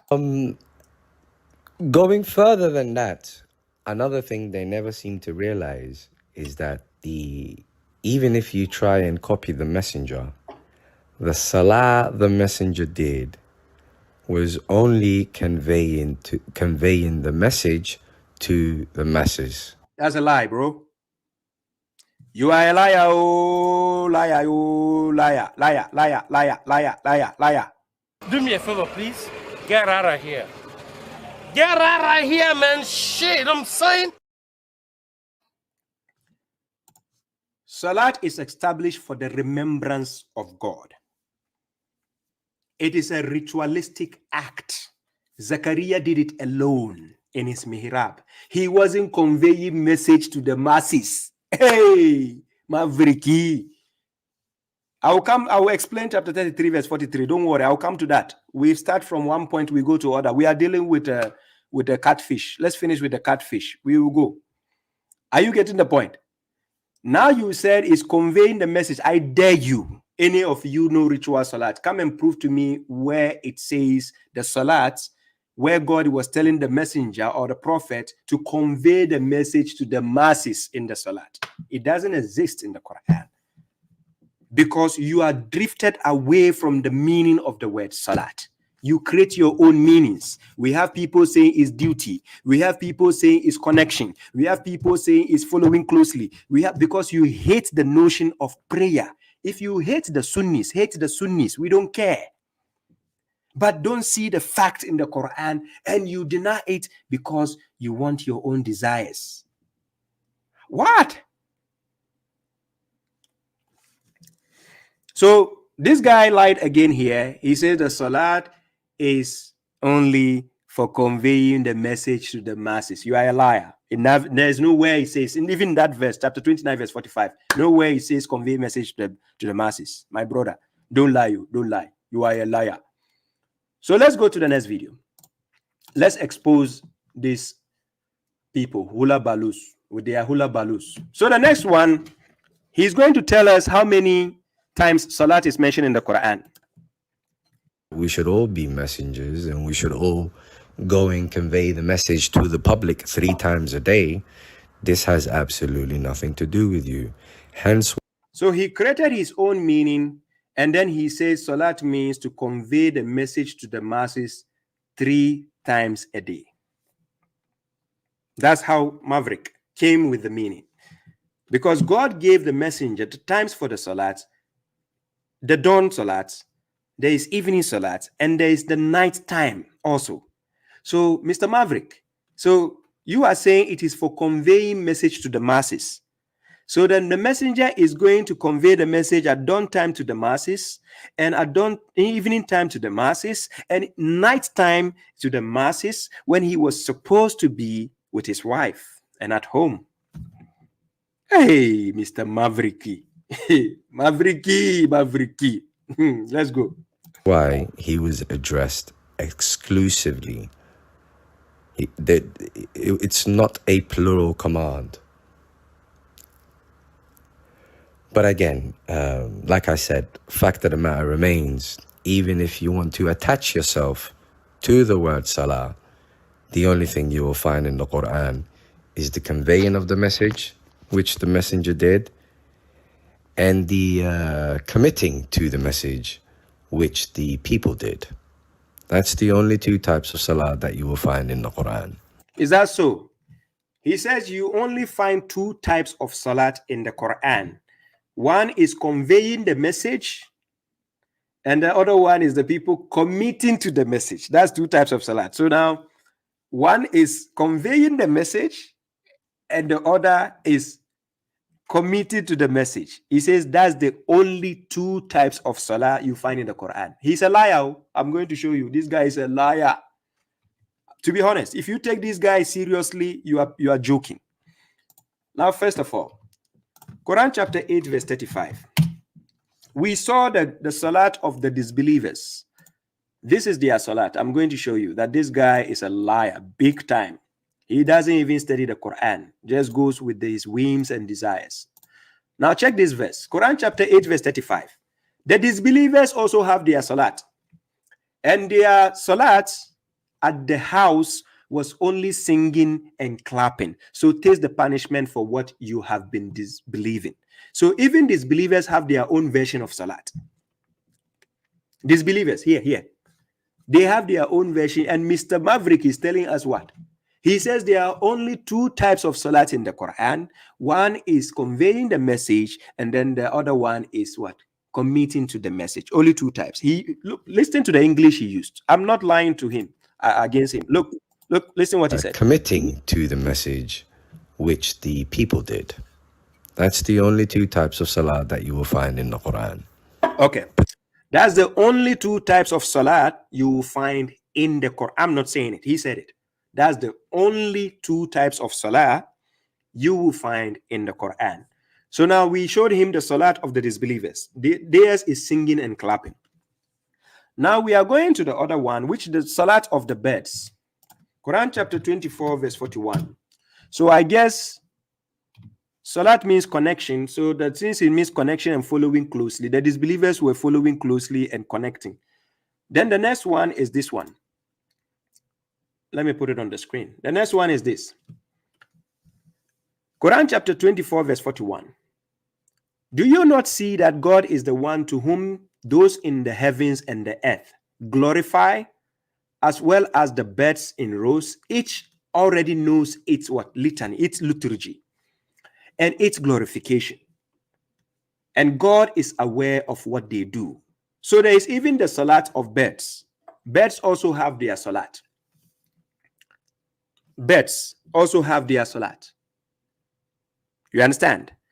Maverick is telling us there's only two types of salat in the Quran: conveying the message and committing to the message. That's only two types of salat. But we saw there's salat of disbelievers, and there's even salat of the birds, and there's even salat of what? Hypocrites. Hypocrites also have their salat. Quran chapter 4 verse 142. This is it. This is the verse on the screen. Chapter 4 verse 142. Indeed, the hypocrites are deceiving God while he is deceiving them. And when they get up for the salat, they get up lazily to show the people. Then he says, and they do not commemorate God except a little. Are you seeing that verse? That is salat also. Are you getting the point? That is salat also. So now, salat here, there is salat for disbelievers. You see, it is different from what believers do. Salat for the hypocrites is even different from what believers do. Salat of the birds is different from what we human beings. It's just like human beings eating food. Please, ladies and gentlemen, you eat food, right? You eat, right? You eating food, is it the same way birds eat the way you eat? Do birds eat food the way you eat? Just be honest. Birds, do they eat food the way you eat? No. So disbelievers even have their salat. Salat is not only two types of salat you find in the Quran. No. There are different types of salat. But you have to understand, there is the as-salat, the one God instructed the believers to establish. Akim is salat. It didn't start with us. It started with the prophets to establish the salat. Are you getting the point? The disbelievers were doing their salatahum. That's their own salat. The hypocrites have their version of salat. Are you getting my point? The birds have their own version of salat. But the one God asked the believers to establish is in the Quran. And we are going to see God commanding the believers. Maverick says, no. That salat, you are not supposed to do it. He is saying that since the prophet is dead and gone, he said you are not supposed to do that salat, to have that link with God. He said, no. Don't do it. To communicate with God, just like Zechariah was doing in Quran chapter 3, verse 38 to 39. Maverick says, no, don't do it. You have to only convey message to the people. Convey the message to the masses. That's what Maverick said. Okay. So now look here. This is Zechariah standing in his mihrab. Quran chapter 3, verse 38. This is what it says. It was there Zechariah invoked his Lord. Grant me a good offspring from you. Indeed, you are the hearer of invocation. Then here, it says, and the angels called him while he was standing in prayer. So we can say he was standing praying. Usually, he was praying, right? Or in prayer. Then it says, in the sanctum, that God gives you good news of John, confirming a word from God as a leader, stringent, and a prophet among the righteous. So Zechariah was standing to pray or standing in prayer, and then the angels gave him the good news. But we have somebody who is saying that salat is to convey the message. Convey the message to who? The people? That's what salat means. I dare you to face me in the dialogue and show me where it says salat means to convey message to the masses. I dare you. Now you go back to this video. This guy, what the claim he was making here. Now what he failed to realize is believers have been instructed to establish the salat. This is where the command of believers is. This is what God said. God says, tell my servants who believe to establish the salat. That is the litany. Salat has multiple meanings. It can mean worship. It can mean prayer. It can mean litany. It can mean devotion. It has multiple meanings. But it never means connection. And it never means following closely, for God's sake. Stop lying to yourselves. But because you hate the notion of having a ritual connection with God, Ladies and gentlemen, please open your dictionary, check the meaning of ritual. I don't think most of you understand what ritual is about. We are not telling you to go and copy Sunnis. That's not what we are saying. Exactly. Somebody says maybe Megamind was drunk. He's intoxicated. That is a fact. Because when he's speaking, I think he has drunk something when he's speaking. Are you getting my point? When we say it is a ritual, it has been prescribed by God to you. You looked at the messengers and follow their suits. Are you smarter than them when they recite the verses of God and fall down in prostration? I'm going to show you this hypocrite. He knows there is prostration even in the Quran. This guy, mega mind hypocrite. I'm going to show you the video. Don't worry. So here, because this guy doesn't want you to, show your devotion to God, submit to God, prostrate to God, serve God, have that ritual connection with God. This is what he is doing. So I'm going to show you what he does. So look here. Listen to this video and see what he does here. That means the way they say it means to ask. So 113. He is going to read Quran chapter 3, verse 113. Now listen. They were not the same. Among the people of the scripture is a community upright. They recite the revelations of God during the night, and they prostrate or submit. So either they recite they recite the revelations of God during the hours of night, and they submit to the commands that they're being taught, or they recite the revelations of God and they physically prostrate. Make of that what you will. Now, do you see how a sort of comedian this guy is? He's telling you, make it up however you want. He says it's either they recite the verses and they submit to the verses of God. How did they do that in the night? How did they submit to the verses? After reciting, let's say you are holding the book, you recited the verse or you read the verses of God, right? Then you submit to the verses. How do you do that in the night while standing? How do you do that? Are you getting my point? How do you do that? Hey, mega mind. It is prostration, for God's sake. But because you guys are arrogant, you don't want to put your head down and prostrate to God. You don't want to do that. Seriously. And I'm going to show you why this guy says that is baseless. To him, he thinks prostration is baseless. Yes. Okay, but let's not distract this. We go. So here, we go to the next video before I break down the instance of the Arab to understand how the language works and how to understand which one is salah and which one is. Now, this is what he said here. Listen to what this bozo said here. Where is the video? Where is it? This one. Because we haven't got their claim from the Quran. They can never in a million years prove their claim from the Quran. You see their foolishness again. He says they can never in their million years prove their claim in the Quran. They can never in their million years prove their. We have been proven. I have videos where I prove several times in the Quran. But you, the connection you have, you, the following closely, can you prove it? Hey, mega mind. Allah is making me doing my signature laugh. Mega mind. Let me maximize my face for you to see me well. You, the following closely. You, the connection. You, the commitment. You, the conveying message to the masses. Can you prove it?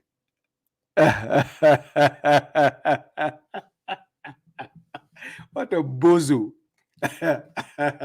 You think correctional officer is your match? I'll mess you up with that foolishness. You go and study Arabic first before you speak about the Quran. You are lucky I'm not in UK. I will give you lashes. Zukumbanza. Now listen to the bozo. However, what we can do is prove that they actually have their claim from the Bible. Oh, so now we are not Sunnis again. We are not semi-Sunnis. So he's going to prove our claim from the Bible. Say we got it from the Bible. hey. Why is We have 3 times of prayer from the Bible. We have a prayer direction from the Bible. And we have the kneeling that they are trying to promote heavily. We have that from the Bible, and we also have the prostration from the Bible. So the entire thing they are promoting in the name of quote-unquote Quran alone is nowhere to be found in the Quran. But it is, however, found in the Bible. Can following closely be found in the Quran? Can following closely be found in the Quran? Huh? Can your connection be found in the Quran? Where it says salat means connection? I dare you. I'm going to prove you guys today. I'll show you. I'm going to the syntax, you see. And, yeah, I don't think there's any discussion left to be had with these. So here he was about to say this to these fools. I don't know who advised him. This guy was using words like MF, BS, dumb, stupid. He used all kinds of words against babashuaib and MFG. But now I think in this video he sounds depressed and a bit boring. I don't know what is wrong with him, but here we go. With these send-outs. So he says we are sent out. Sent out only to appear as though there's some sort of disagreements and misunderstandings with taking the Quran alone. That is evidently not the case. It is the case. You guys don't even agree with each other. You said following closely. You say connection. Somebody is saying, Mirza is saying duty. Somebody else will come out with some foolishness. That's how they make up words. These guys, they don't study, to be honest. You will see them in the comment section. Writing all kind of foolish words. This is why I say following closely. If you now sit them, no, none of them has ever been sat down logically to be questioned. To be honest, that's why correctional officer, when I say these guys to come face me for a dialogue, they keep running away like donkeys, fleeing away from the lion. And the guy they think they even have cannot have a civilized conversation.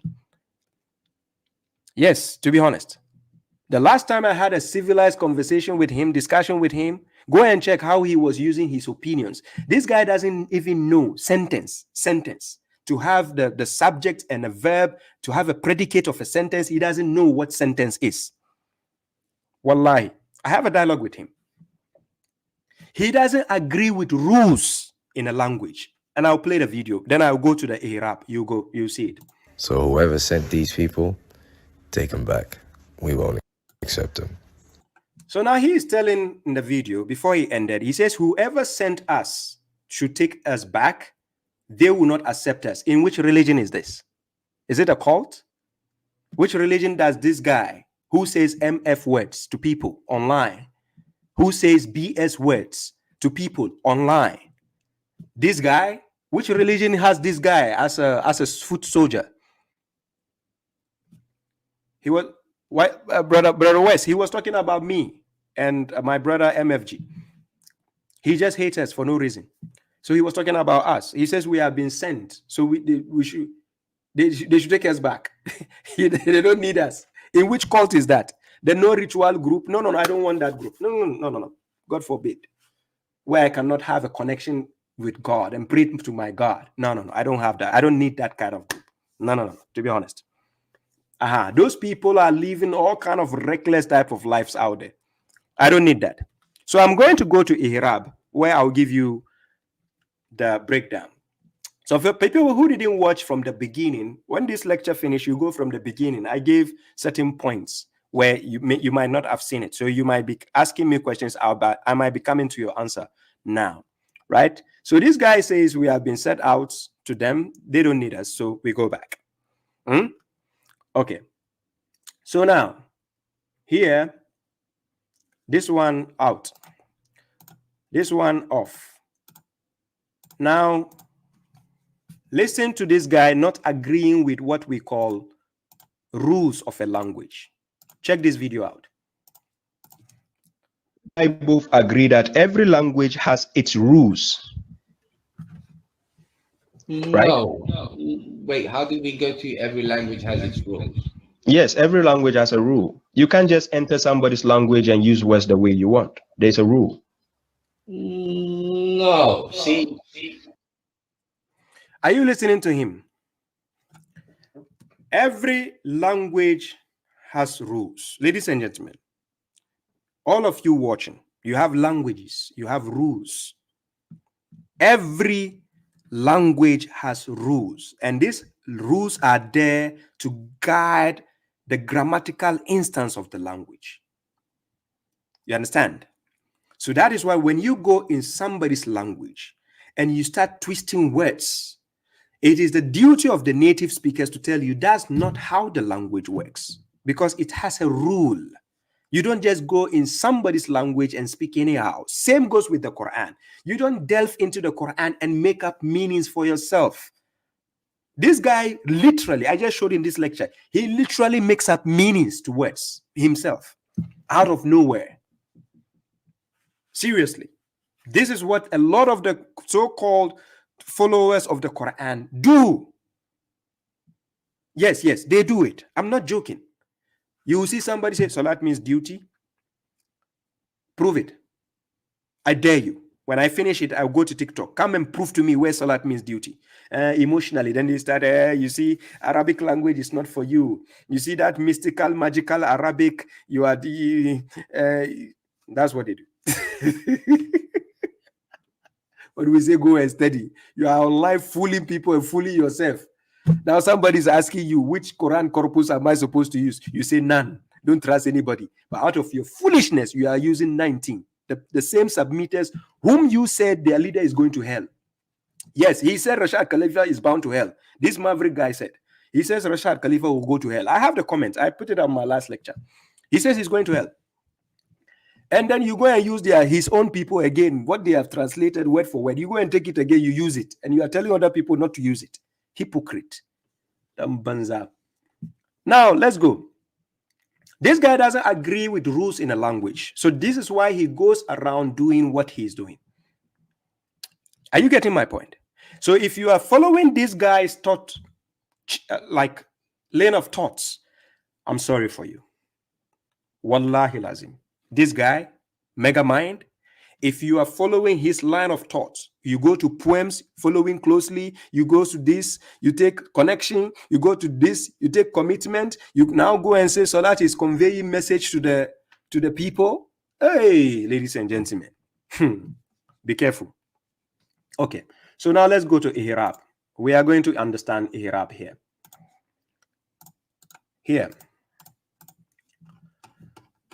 So now,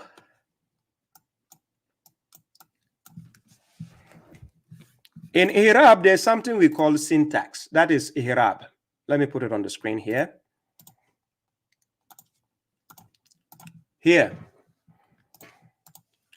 There's something we call syntax, which is the grammatical arrangement of words in sentences. Studies of the rules for forming admissible sentences. That is what we call Ihrab. The Arabic language is based on this. It has a syntax. It has its own rules, right? It has the particles. It has the verbs. It has the nouns. You need to understand that there is the ism, then there is the verbs, there is fi'l, then there is what we call the harf. They are there, the particles. That makes up the Ihrab. So you need to understand the rules governing these things and how to use them and how to understand how words are intended. So now, the grammatical arrangement of words in sentences. Studies of the rules for forming admissible sentences. You need to understand for every language. English language, French language, Spanish language. You are a fool to go to somebody's language and start using words anyhow, taking words anyhow. I'm based in Finland. Wallahi lazim, I can give you a literature in Finnish language. I give you 1 page from Finnish language, and I give you lexicon. You can never, ever get it right by guessing the meanings from dictionary. You can't. Wallahi, I dare anybody watching me. If you have never studied Finnish language, I dare you. Put a challenge. I'll put money on it. And let's see if you can get even 1 paragraph correctly. If you don't go to the classroom to study the rules governing that said language, I'm not saying you have to be perfect or 100% inside, but it is there as a guiding tool to aid you to understand why certain things or how certain things work in the language. That's all you need. That's what I'm saying. You understand? Okay. So now, when we go to this ihrab, what we are going to deal with is the word salat. We are going to check the root word, where it comes from.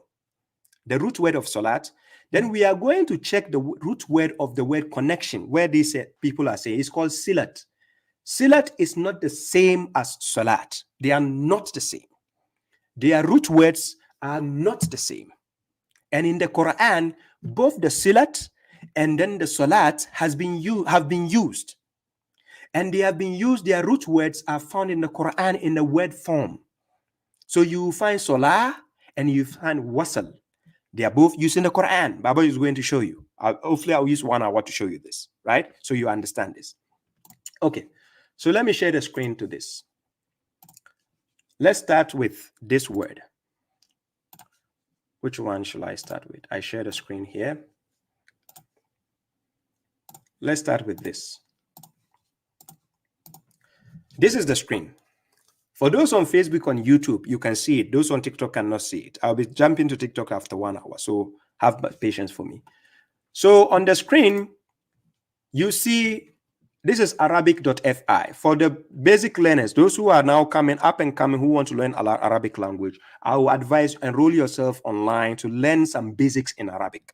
I'm not saying go to the advanced level. Just go and learn the basics, how to make the structure, how the word structure works in the language. If I've never studied, I can never translate the Quran. If I've never studied the structure of the language, I can never be able to translate the Quran. It took me 6 years. And if you think it's easy, I dare you. Take it and see how it is, word for word. Yeah? I'm not talking about the kind of translations you see somebody translating salat means duty, and you ask them, where do you get the meaning duty? Say, you have to check the context and the immediate context and the far away window. And then I think it means connection, and it means following closely from poems. I'm not talking about that kind of translation, to be honest. So this is the word. Wa salah. Now this word is not the root word of salat. The word salat is a noun. We call it a verbal noun, which is a what? A masdar in Arabic language. This word you are seeing is wa salah. Waw, swad, lam. This is the root word of the masdar called silat. This word you are seeing on the screen, wa salah, is not the same as this word. I'm going to show you. Look at the meaning of this word. Wasala, you see, when it becomes a word form, they start inflecting it. Then it jumps, it becomes, that's the meaning. Arrival, wasala, arrive, tawassal, it goes arrive, attainment, communication, connection, connect, convey, connected, connecting. You see the word forms, it changes. Then it's inflected. Then it's used in sentences. It's used in a lot of, you understand? Now, this is wasal. That's the root word of the word silat. Not salat, silat. Now, this is the root word of the word salat. I'm going to show you. Sa, la, wa. This is the root word of the word salat. Swad, lam, and wa. Now, in Arabic, there is something we call imperfect verb, which is what? Fi'il naqis. This fi'il naqis is used, sometimes it has a vowel starting, or vowel in the middle, or vowel at the end. This vowel, this is alif, waw, and yai. These three can be interchanged based on the word, or sometimes can be totally taken off when you are conjugating the verb. So this salawa, this is the meaning. Pray, when it becomes a noun, is prayer. Do you see it on the screen? For those watching from Facebook and YouTube. Okay. So now I'm going to show you how to inflect the words and what they become. It is not wasala and sola are not the same. They are two different words. Now, this is what I'm going to show you here. So now we are going to conjugate the word. I'm going to take you here. I'm going to take you here to show you something. Where is it? I put this on the screen. Just a second.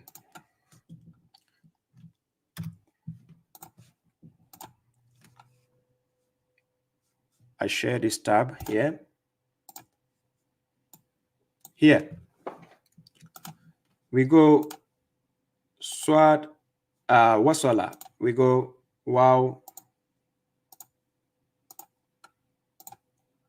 Wa swala. Conjugate. Now this is the word. If you can see on the screen, let me maximize it so that you can see it well.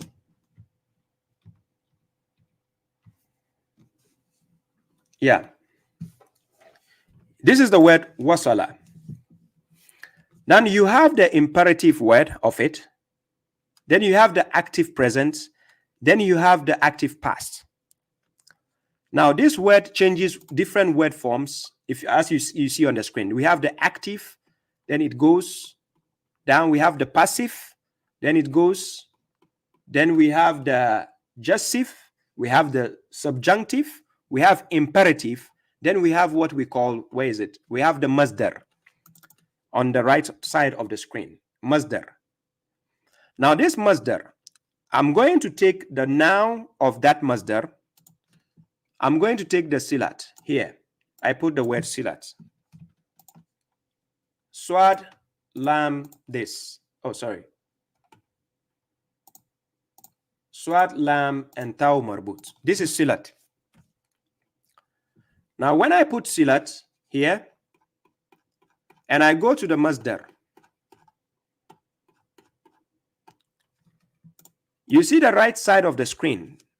The masdar, the verbal noun of the word wasala, you see that the forms of the masdar it gives me.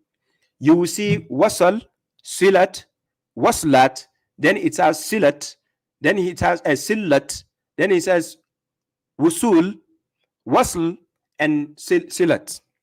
That is the masdar. That is the verbal noun of that word, that root word. When you are inflecting it, it becomes a word form. So this is the rule here. Let me put it on the screen here. This is the rule I want you to see here. When we say weak fi'l nakis, weak verbs, in Arabic, vowels are often dropped during conjugation due to specific grammatical rules and the nature of the language's morphology. Here are a few key reasons, right? Weak verbs. Arabic has what are called weak verbs, which contain one of the weak letters, yai, waw, and alif, in their roots. When conjugating these verbs, the weak vowels can be dropped or altered to maintain the phonetic flow of the word. For example, the verb qala, he said, can become yakul. He says in present tense, where the weak vowel alif is replaced by, you understand, the wa. Okay. So now, let's jump to this. Now, when we say the root word, linguistically, the form of a word after all affixes are removed.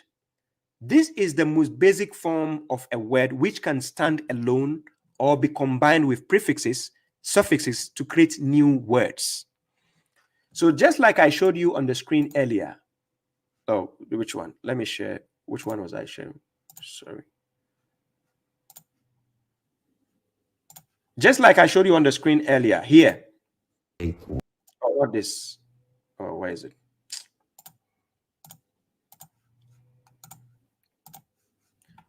This one, this is the root word. Is the trilateral root word. That's the asl. That gives you the usul of the word. That's the asl. That's the root of the word. So it is 3. Sometimes the word can have 4, but then you can still drop the vowel. If the vowel is at the beginning, it can be dropped. Now, when you take the word salawa, it's different from the word wasala. Now, I'm going to show you how the word wasala has been used in the Quran, and it's different from the word salah in the Quran. So now let's go to some examples in the Quran to show you where it has been used so that you know the difference, right? Okay, let's go there. Let me take this one off. We take this one here.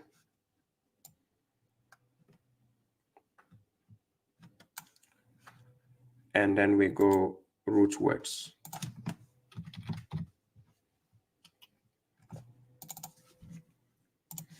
So I take you to Quran chapter 13, verse 21. In Quran chapter 13, verse 21, let's see this. In Quran chapter 13, verse 21, yeah, Salam Shurulini, you're welcome. This is Quran chapter 13, verse 21. It says, Wallazina yasiluna. You see the word yasiluna, ma amar Allah bihi, an yusala. You see, an yusala. You see, yasiluna, an yusala.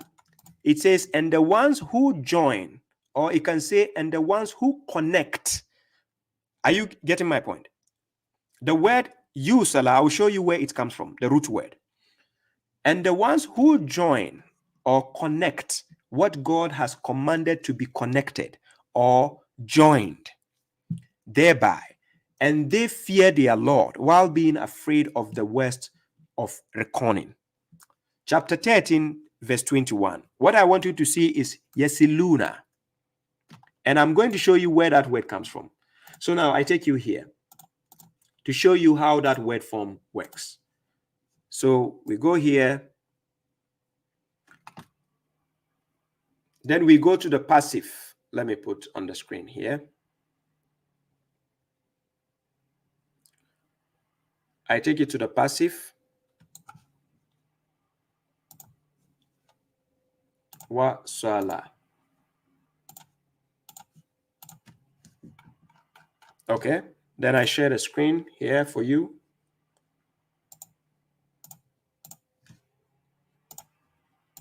Yeah. Now, you see this word, the seal here, imperative, active, yesilu, then it goes active past, wasala. Now here, this active present, yesilu, when we go to the passive, and when we are talking about passive, I'm going to show you something. Here, yesilu.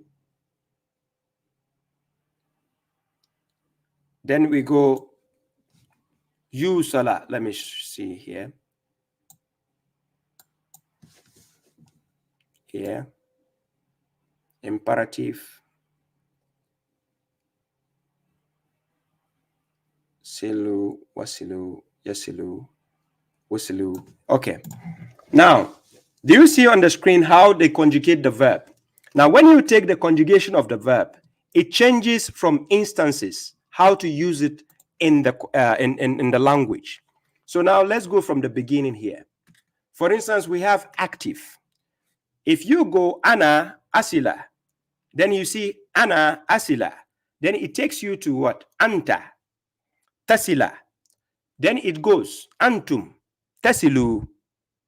Then it goes huwa yasila. Then it goes huma yasila, hum yasilu. So it will keep changing the forms of the word. So when you go back to this, just a second. When you go back to this,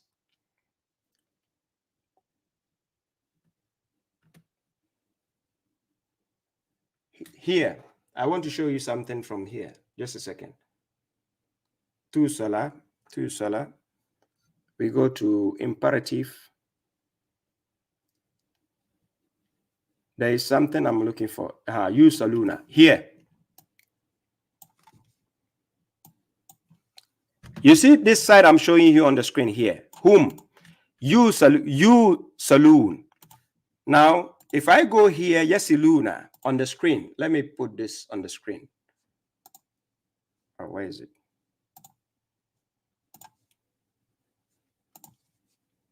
Share this tab. If you take this word, yasiluna, and you take this word, you salah, here, you get to understand when the word is used in the Quran, what form it becomes. So what I'm going to do is I'm going to show you something. When I click on the word, where it will take me and what it means. Here, I go back to this point. Share this tab. We are using the word wasala. And we are going to go into the form of the verbs and see how it is used in the Quran. Then you get to see how it changes its forms whilst you are using it in a conjugational instance. Now, here, this is the word.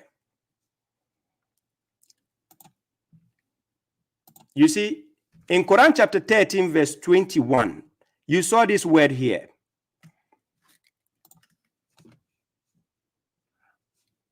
How can I share this simultaneously at the same time to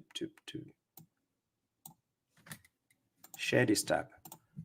Do you see this verse here? Chapter 13, verse 21. Look at this word. Yasilun. Wallazina yasiluna.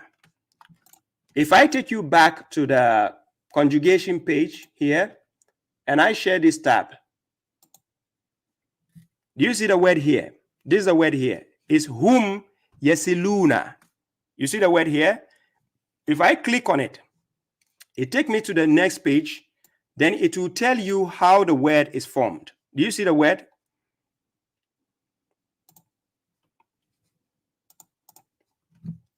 This is the next page after clicking it. Let me see if I can maximize this. This word is what you find in the Quran, yasiluna. When I clicked it, it brought me to the next page and it will tell you the meaning of how it is used. Whom yasiluna. It means arrive, they get, reaching, coming, they come, getting.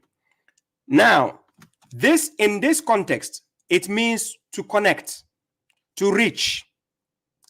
So when we go back to the verse in the Quran,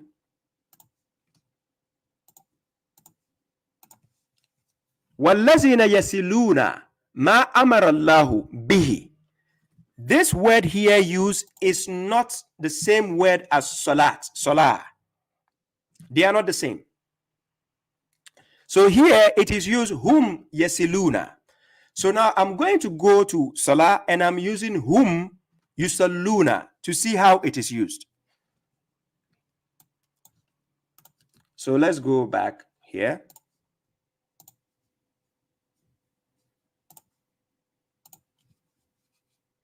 I close this one here, then I go to acts passive. Silat.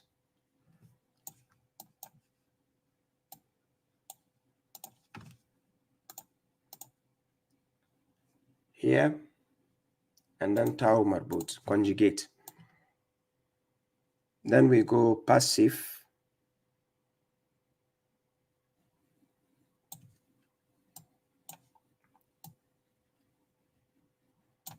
Yusalna.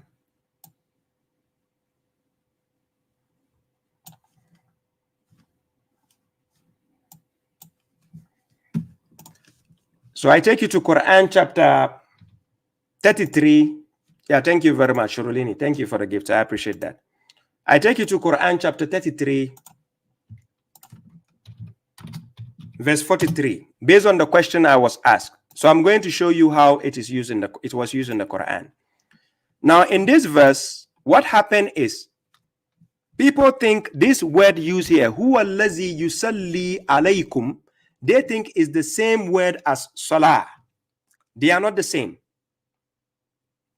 This huwa allazi yusalli alaykum, they are not the same with the word salah or salat, not the same. So I'm going to break the instance down and show you from the screen how to identify the difference. One comes from the word wasala, and that wa can be dropped, and then it becomes sila or salah. So let me show you the example on how the word form changes and becomes something else. Here.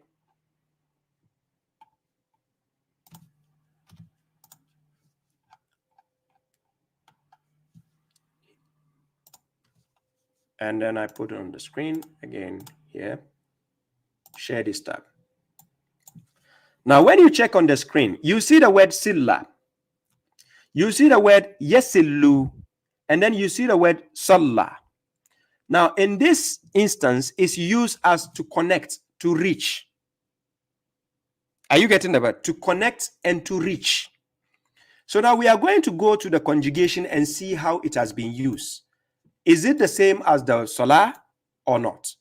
So now, I go down and I go to passive. And when I say passive, this is what I mean here.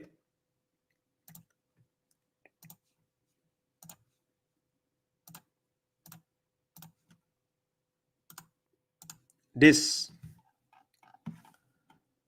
We are talking about expressing that the subject of the sentence is the patient of the action denoted by the verb.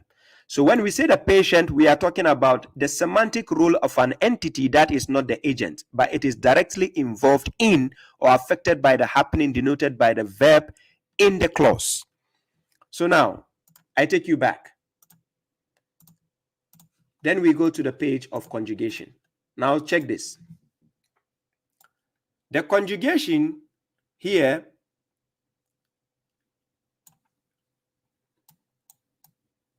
if you go to the passive of that word, the yesilu or silla, if you go to the passive, this is the meaning you are going to get. This is the passive. You can go to the website. It's called reverso.net, and you can learn for yourself.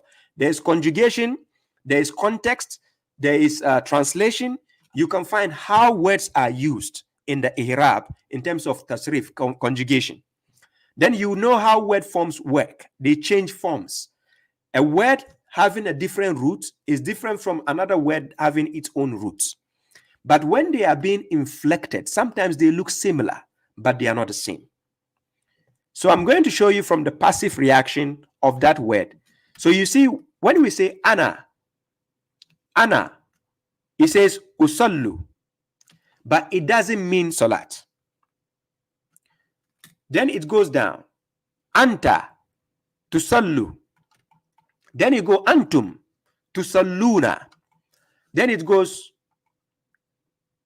whom. Let's jump to whom. Whom, yusalluna. You see it here? Whom, yusalluna. I hope you can see it. Okay. Whom, yusalluna. Now I'm going to click on it.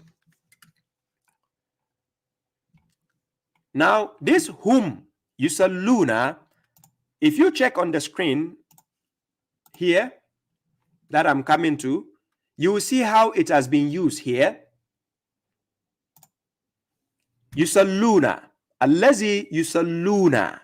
But people will think because it says sallu, it means to pray. No, it doesn't.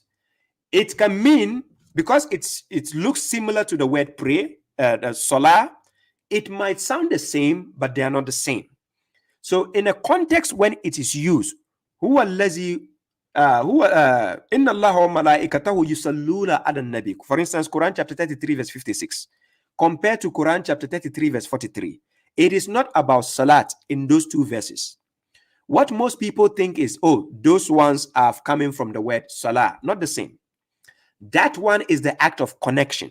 So when you check from the translation of babashuaib, this is what you find. I share this tab. Then you go here.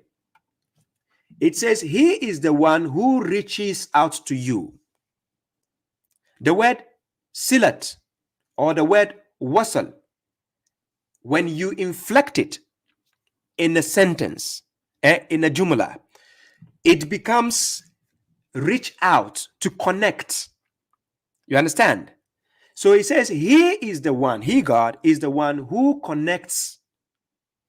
But because the word Allah is there, if you say connects with, it will be problematic. So you choose the nice meaning. So he says, who is the one who reaches out to? The Allah will represent a preposition meaning to.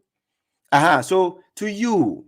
Or you can say he is the one who reaches, who connects with you. Are you getting my point? So because of that root word, when you are inflecting the verb in a conjugation, you get to understand the criteria in which it is used to get the right meaning. So I will see people when they are inflecting, they will say, oh, the word, since the word yusalli is used here, it means salat. No, it doesn't mean salat. This is the act of connecting, reaching. You just need to trace the root word. It is not about prayer.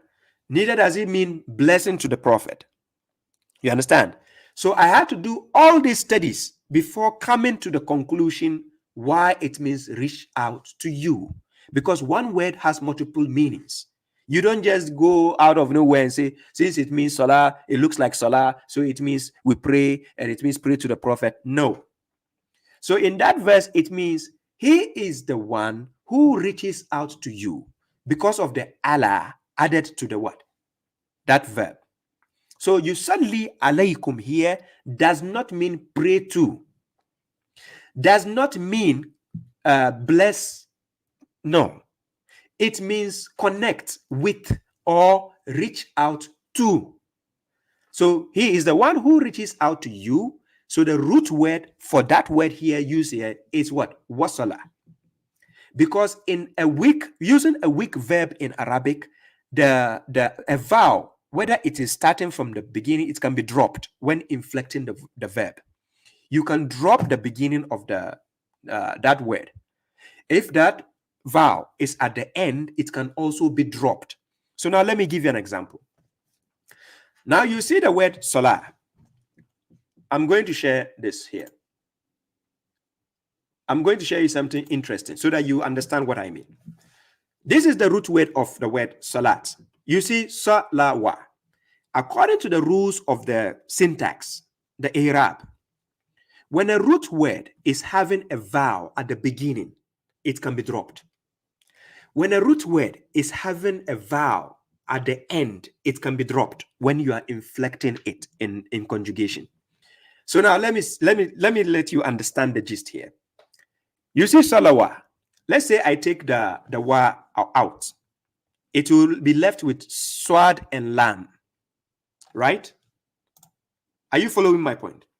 If I drop the wa, it will be left with swad and lam.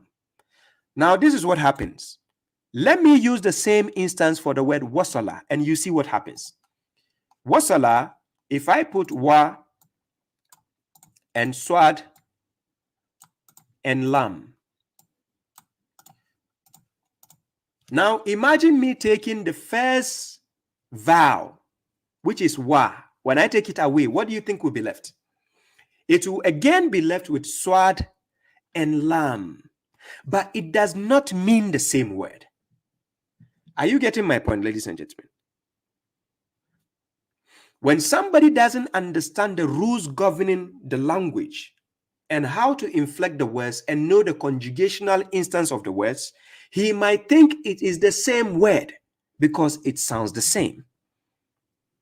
But he doesn't know the root word. So this is why people like Megamind will go around telling you salat means connection. It never means connection. No, it doesn't. The word silat, wasal, they mean to connect. They mean connection. So now, let's take a verb instance of the word salat. Let me go to the conjugation and show you something. If I go to the conjugation, I share this tab here. I go to conjugation now here. Let me share this tab. Then I put the word salat.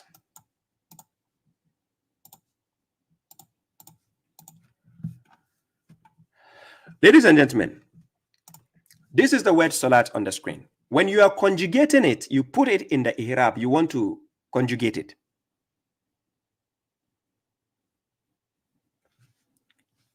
Ladies and gentlemen, can you hear me?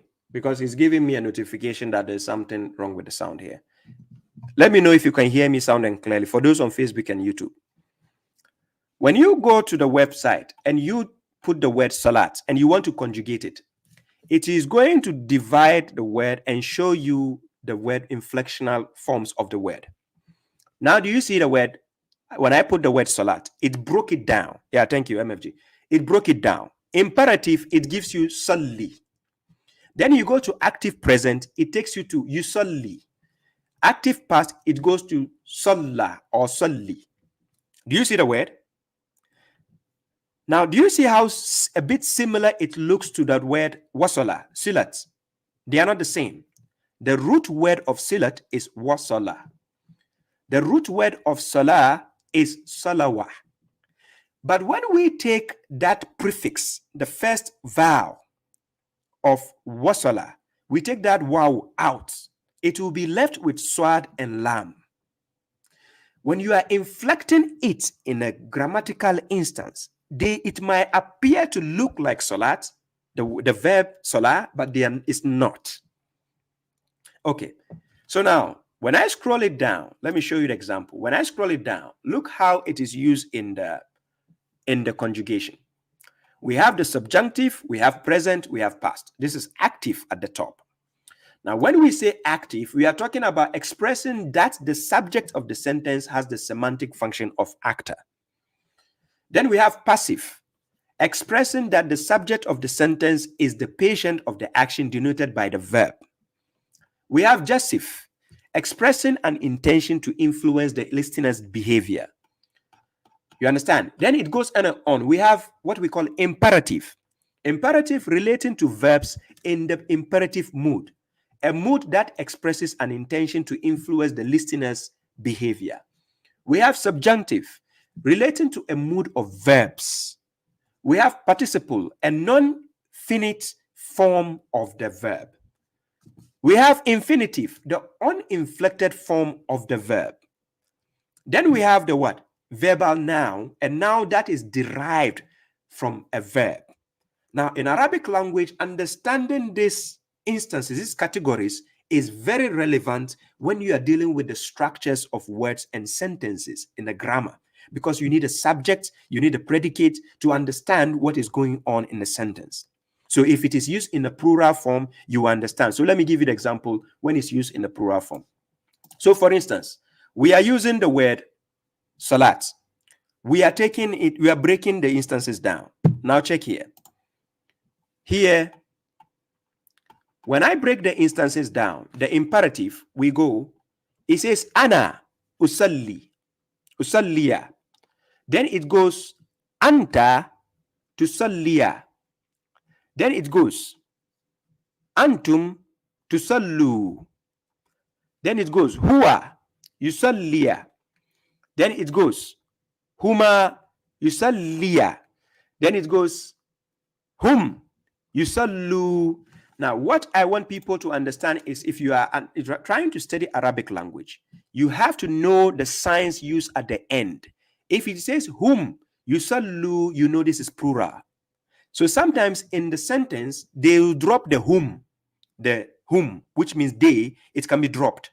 Then it is only written yusallu. Now, somebody who has studied Ihram, when he sees yusallu, he will know that this prefix added is, or the affix or suffix added to the word, this indicates they. And then the ending will indicate it's plural, not singular. Are you understanding what I'm trying to give you now? So this word, which is a root word, when it is made into a word form, it changes its forms going forward based on the grammatical instance is found in. When somebody doesn't know the root word of a word, this is where they start creating their own meanings because they don't know where the word is coming from. They don't know what the word means. So they start playing with the word. And then they say it means following closely. And then they say it means connection, when they don't know the difference between this root word and that root word. So ladies and gentlemen, let me give you an example so that you get what I mean. The reason why I'm telling you in Ihram, we have something we call imperfect verb, or we call it defective verb. That is what? Fi'il nakis. This fi'il nakis, when you take it, I've used the word wasala and what salawa to explain, right? So I'm going to show you something. I'm going to use the word waka'a as an example so that you understand what I'm saying, right? Waka'a. Let's take waka'a for example. This waka'a has been used in Quran chapter 27 verse 82. Let me use that as an example. So we go to Quran chapter 27 verse 82.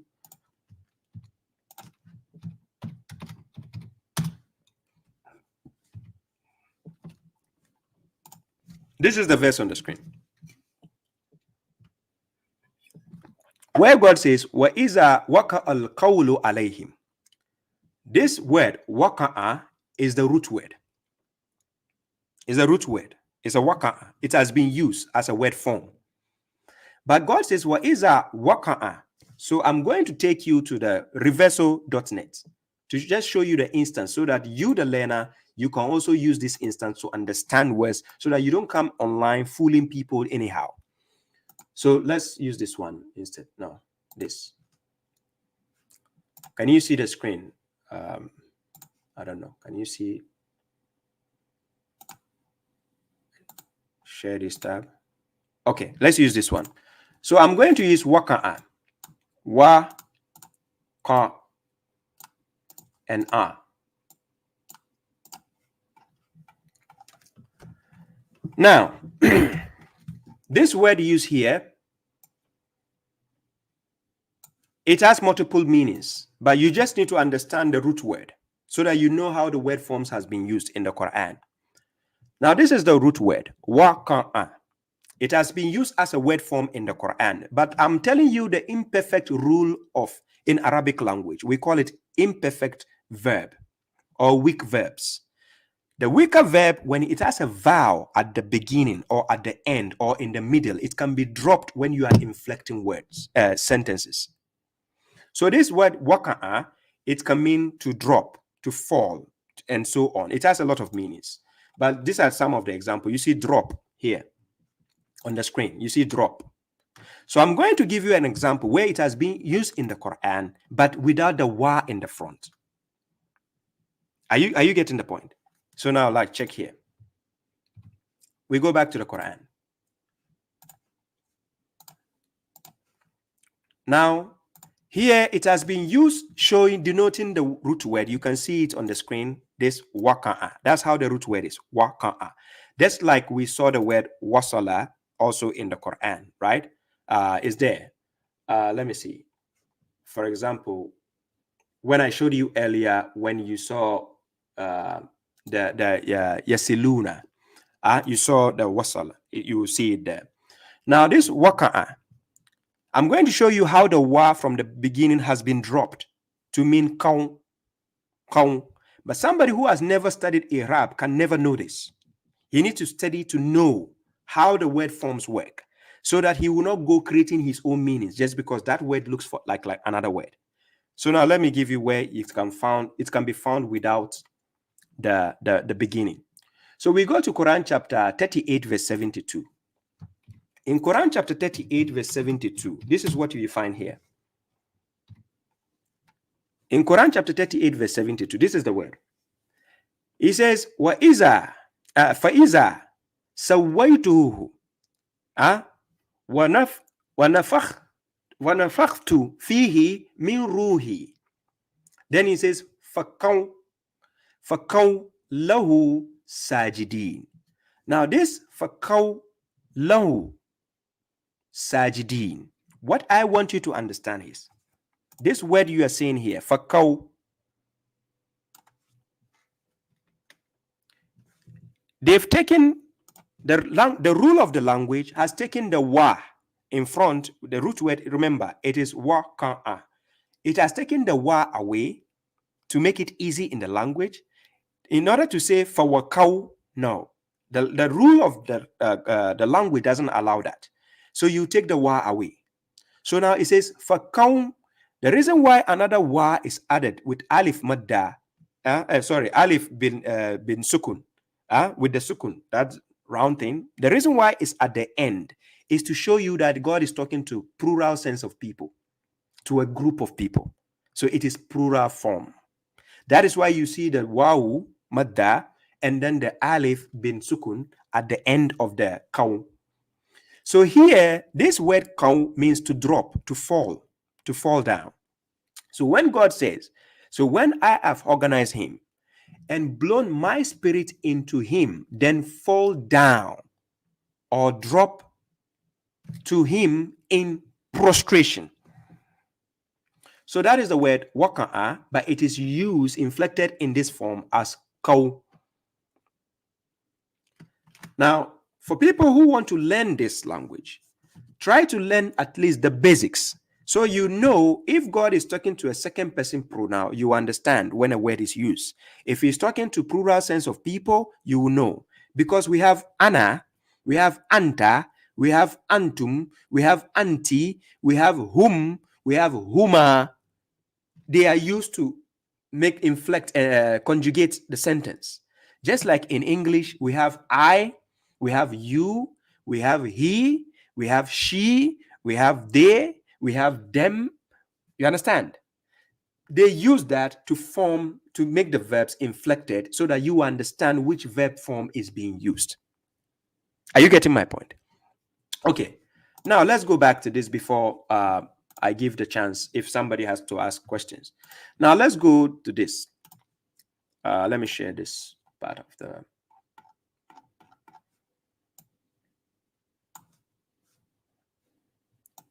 Just a second.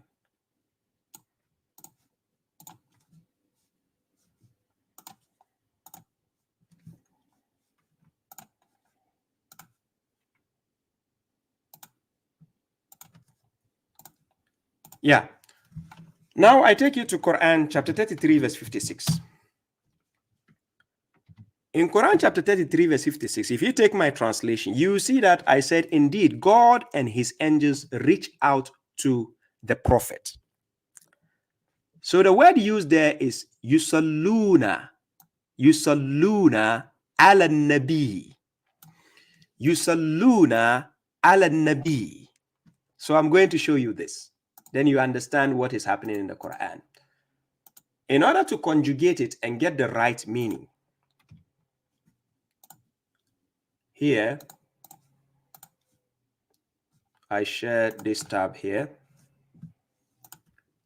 If you're checking the screen, Yusalluna, somebody who doesn't understand might think we are talking about salah, the word salah there, prayer. No. So I'm going to show you that the Yusalluna used there. Is it the word from salat or is it from wasal? I'm going to show you. So you see the imperative is silla, which comes from the word silat. You see here the active present is yesillu, which comes from the word silat. You see the word salah as the active past. It's not about prayer. So now I'm going to take you to the passive side. We scroll down, you see active, there's subjunctive, present, past. Then we go again. Then we see we have passive, we have present, past, and yusif. So now, the verse in Arabic started by saying, Inna Allaha wa malaikatahu yusalluna ala nabi. So now it is they, God and his angels. It is they. So it has to be yusalluna. So I'm going to show you on the screen in the passive form. Now check this instance here in the passive form. I go to passive. This is imperative, sorry. We have passive here. So now I go here. Now when you check on the screen, in the corner here, when we start from Anna above here. Yes, here. It says Ana usallu. Then it goes Nanu nusallu. Then it goes Anta tusallu. Then it goes Antuma tusallani. Then it goes Antum tusalluna. Then it goes Huwa yusallu. Then it goes Huma yusallani. Then it goes Hum yusalluna. So now, Hum yusalluna. Now, if you check in the corner, right side of the passive side of the word, sillat, it is giving you the instances. If you click on the word, now I'm clicking on the word. Because it looks similar with the word salah, if you go to the meaning, you might end up seeing the meaning. Let me show you the meanings here. If you click on the this thing, I share this tab. After clicking on the word, it will take you to the next page. So now when it takes you to the next page, this is it. You will see translation of yusalluna. So you see arrive. You see pray because it looks similar to the word salat. So the dictionary is just automatically just giving you this. But then you see reaching, coming, they come, getting, and it goes on. But the reaching is to reach out. So when you take babashuaib's translation, I share this tab. It says, indeed, God and his angels reach out, or God and his angels connect, because it comes from the word, the masdar sila, which the root word is wasala, not the salat, not the salah. Indeed, God and his angels reach out to the prophet in an act of communication, because God sends his message through the angels, and then the angels communicate with the prophet. Now, the only way people can only get message from the prophet is to what? To also connect with the prophet. To also do what? To also reach out to the prophet. That is when he was alive. So he says, oh, you who believe, reach out to him and submit with submission. Are you getting my point? Reach out to him and submit with submission. So the word here, which has been used, yusalluna Allah, it is not about salat. But when somebody doesn't know the structure of the language, this is what they are going to do. They start playing with the words, like that Megamind does. It's playing with the words, saying this, saying that, and on and on. Now, the next verse can be found in Quran chapter 9, verse 84. In Quran chapter 9, verse 84, you will see that I translated this is wala tusalli ala ahadi. Now, God is talking to a second person pronoun here in this verse. A second person pronoun. Now, sometimes what people don't understand is, because they don't understand the rules of the Ihrab, they will just go into the language and now they will translate this as prayer. I just brought you from chapter 33, verse 43. Chapter 33, verse 56. You said that you saw the yusalluna. It's not about the word salah. It's different. The root words are not the same. Now, wala tusalli ala ahadin minhum. It's not about prayer. I'm going to show you.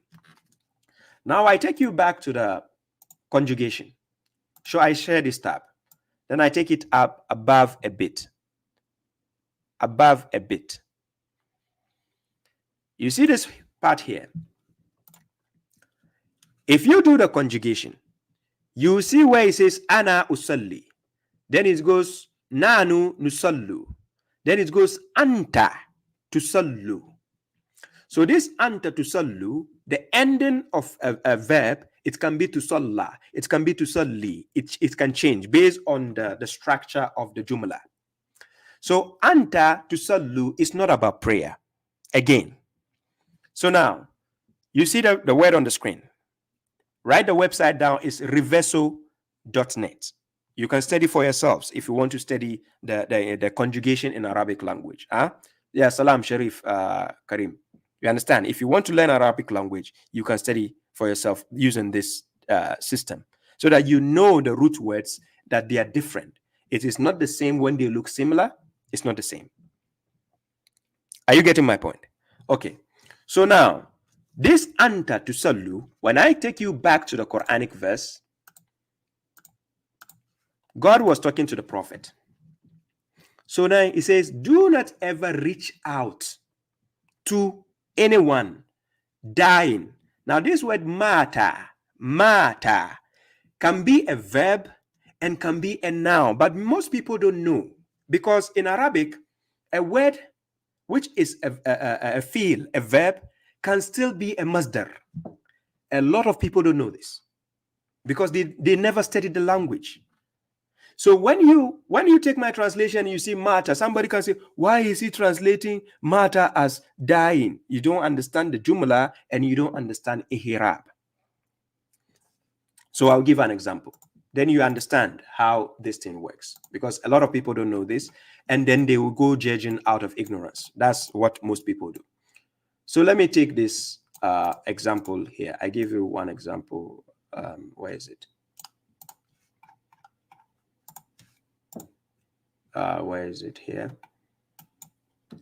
This is the word mata. Mata.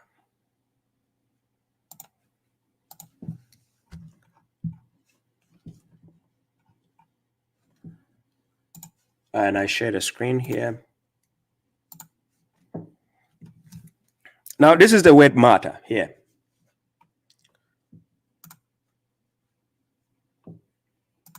Here, you see, when you take the word here,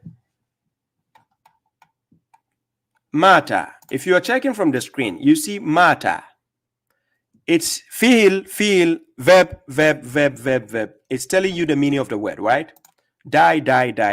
Then we translate down. You go the same matter, it can mean to expire or died. Then die, decease. Then it gives you the as it goes on, it gives you the instance of the word. Now, when you go into the Quran, when I was translating that verse, you go back, I shared a page. It says, and do not ever reach out to anyone dying among them, nor shall you stand over his grave. That is after the person has died. The act of communicating. This comes from the word silat. That is the silla. This is not salat, prayer. It is reverso.net. Reverso. REVERSO.net. You can use it to learn the conjugation in Arabic language so that you know how word forms work, so that you don't mistake certain word for another word, because you know the roots and you know the structure. So, and do not ever reach out. It's not about prayer. It's not talking about to pray, right? So for people who are having these confusions concerning chapter 33 verse 43 and chapter 33 verse 56 and chapter 9 verse 84, then I go to the last one, chapter 9 verse 103. I'm going there before I end this. I'll show you the instance. It says, and do not ever reach out to anyone dying among them, nor shall you. So now look at the word tusalli. When I take you to the Reverso dictionary here, to the conjugation, tusallu, anta tusalli. Let me share this tab here. Anta tusalli. I click on the word. When I click on the word, I share this tab again, right? Then it goes. These are the meanings here. You see the meaning from the tusallu. It can be tusalla, tusalli. So here, arrive, reached. You can say connect. It is not about prayer. Again, I repeat. Where the sectarians will say, do not pray. Not the same. So it is about do not reach out to communicate when the person is in the process of dying, not died. No. It's because the word matter can mean dies. Present, it can mean dies with S on the verb, or it can mean dying if used as a masdar in the context of the Quran. But like I said, still, if you don't learn the structure of the Arabic language, you will not know how this works. Okay. So now we go to chapter 9, verse 103. Here. Chapter 9, verse 103. In chapter 9, verse 103, this is my translation. It says, take alms from their wealth to purify them and vindicate them by it, and reach out to them. Salli alayhi. Salli alayhim. Now, this salli has been used as imperative. Now, when people again don't understand this, they might think it is about prayer again. So let me go back to the conjugation. I share this tab, then I take the page upwards. When I take it upwards, you see here silla, you see yasillu, then you see salah. So it can be sallu, it can be salli, it can be, you understand, sallu. So it's come from the word silat or silla. It's silat. That is the main word, the masdar of it. So the silat, the salah here can have the ending sallu or salli or salah. So this word is the one being addressed to the prophet in chapter 9 verse 103. Again, let's go back. In chapter 9 verse 103, that word was the one used, not salat, as a prayer. So now we go back to that, my translation. So it says, take alms from their wealth to purify them and vindicate them by it and reach out to them. It's an act of connection and connect with them. So it is used solli ala. You see here, sol was solli alayhim. It is not prayer. It is not to pray for them. Then it goes, inna salataka sakanu lahum. Now, the only instance this spelling of salataka has been used is 2 times in the Quran only. Based on Prophet Shu'aib, salataka, as-salatuka, and then here, salataka. It is not about prayer again. If God is talking about prayer, I'll show you how they write it in the Quran so that you know the difference. God gives you clues on how to understand certain instances in the Quran. So this inna salataka, the salli alayhim here has already explained to you it is not about prayer. It is the act of reaching out, reaching to the believers. So wasalli alayhim, then he says inna salataka. Then you see my translation, and I wrote, indeed, your communication, because the reaching out is an act of communication. When I say you reach out to somebody, it is to communicate, right? If you're trying to call somebody, sometimes they'll tell you, if the number is switched off, they say, oh, this number cannot be reached. You understand? You are reaching out. You're reaching, trying to reach the person. It cannot be reached. Reach out is an act of connecting, communicating. You understand? So now, in this verse, take alms from their wealth to purify them and vindicate them by it and reach out to them. Indeed, your communication is calm for them. That is exactly what Shu'aib was doing. So check the spelling. I'm taking you to the word in Arabic. Check the salataka. You see how it is written? Salataka. It is swad lam with the wa and the alif madda on it. So swad lam wa. Okay. Then the ta and the ka. Okay. So now let's go and see the Shu'aib. Chapter 11 verse 87. In chapter 11 verse 87, then the people of Shu'aib says, Qalu Shu'aibu. Then he says, Asalatuka. You see the asalatuka. Swad lam wa with the alif madda and then taw and then the ka. So as-salatuka, you see my translation. They said, oh Shu'aib, does your communication suggest you, just like the prophet was told to reach out to the believers? Shu'aib was trying to reach out to his people. He kept trying to communicate with his people. Because when he communicates with them, he tells them, stop doing this bad thing. Stop doing. So he was connecting. He was reaching out to them. He was communicating with them. In this instant, it's not about prayer. Are you getting my point? It is not about prayer. So they said, oh Shu'aib, does your communication suggest you that we should leave what our fathers worshipped, or we should not do with our wealth what we want?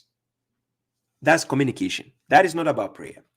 But because the following closely people, the connection people, don't have any background in studying how the Ihrab works, this is where they start guessing. They will say, hey, it mentions Salat here. Are you saying Shu'aib was using prayer? Hey, this as-salatuka, you see how it is written?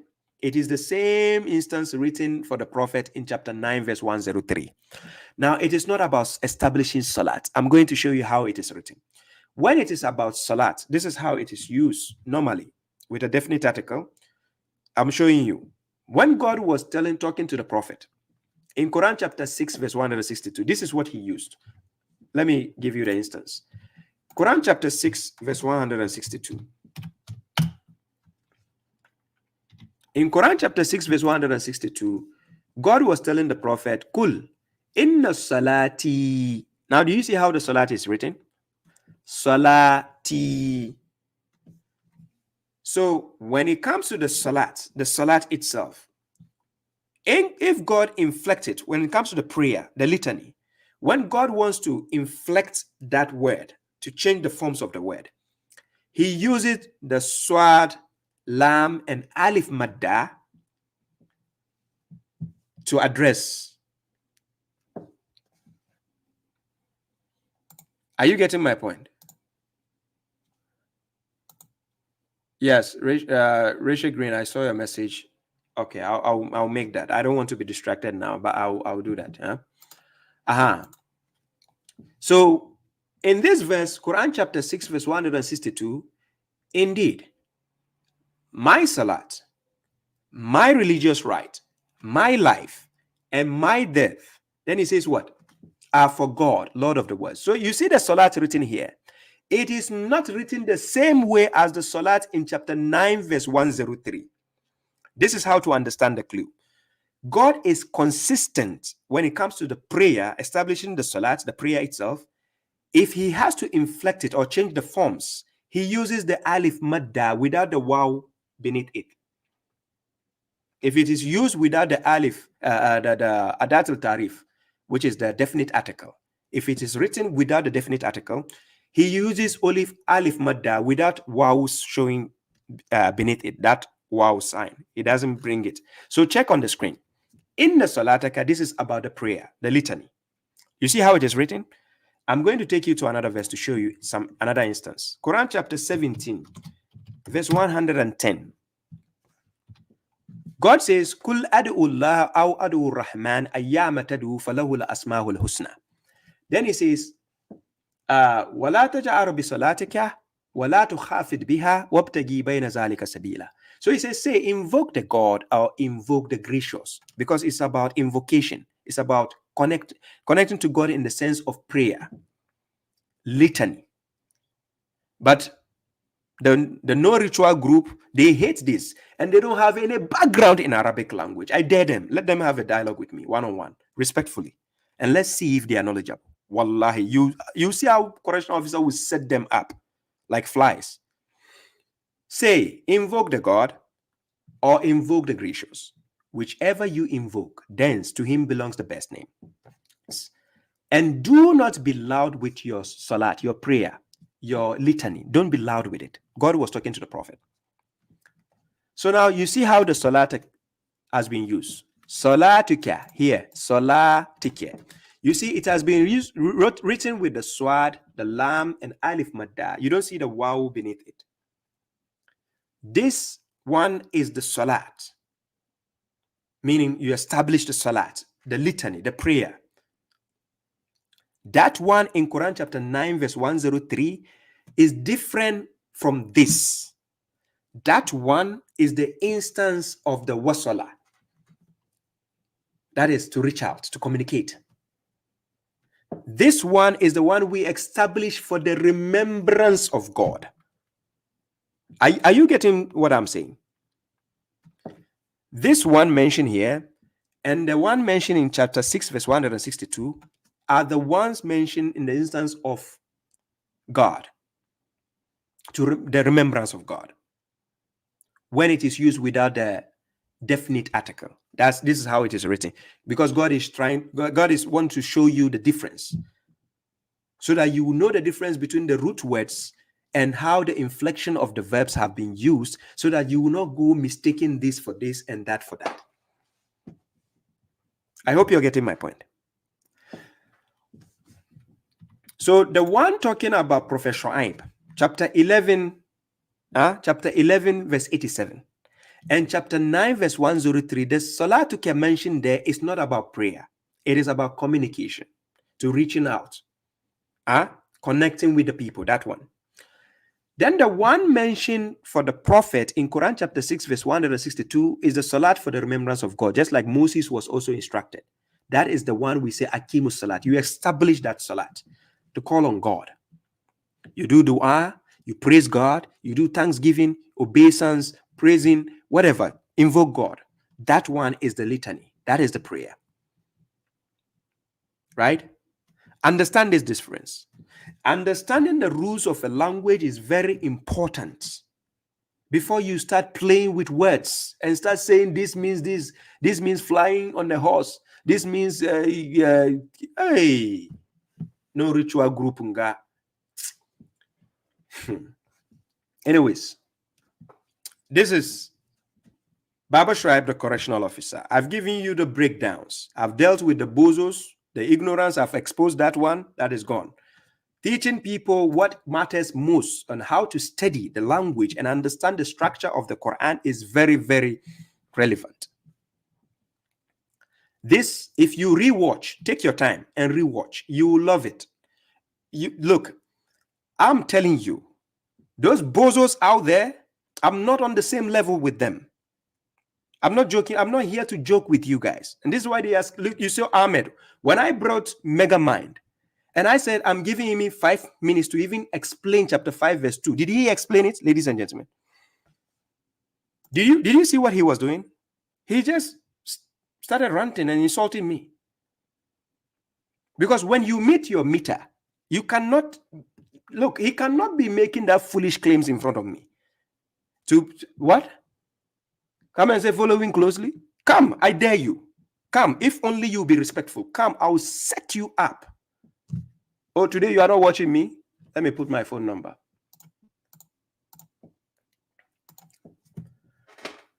That's my number on the screen. Anyways, ladies and gentlemen, those people, don't take them seriously, to be honest. When they are out there telling you these foolish things, oh, no ritual salat, we are not telling you go and do the salat of the Sunnis. We are only cautioning you. Be careful of those among us who infiltrate people and say, oh, this and that, these people are semi-Sunnis. Look, I'm going to show you something. There's a verse in the Quran. Let me show you this before I accept any color.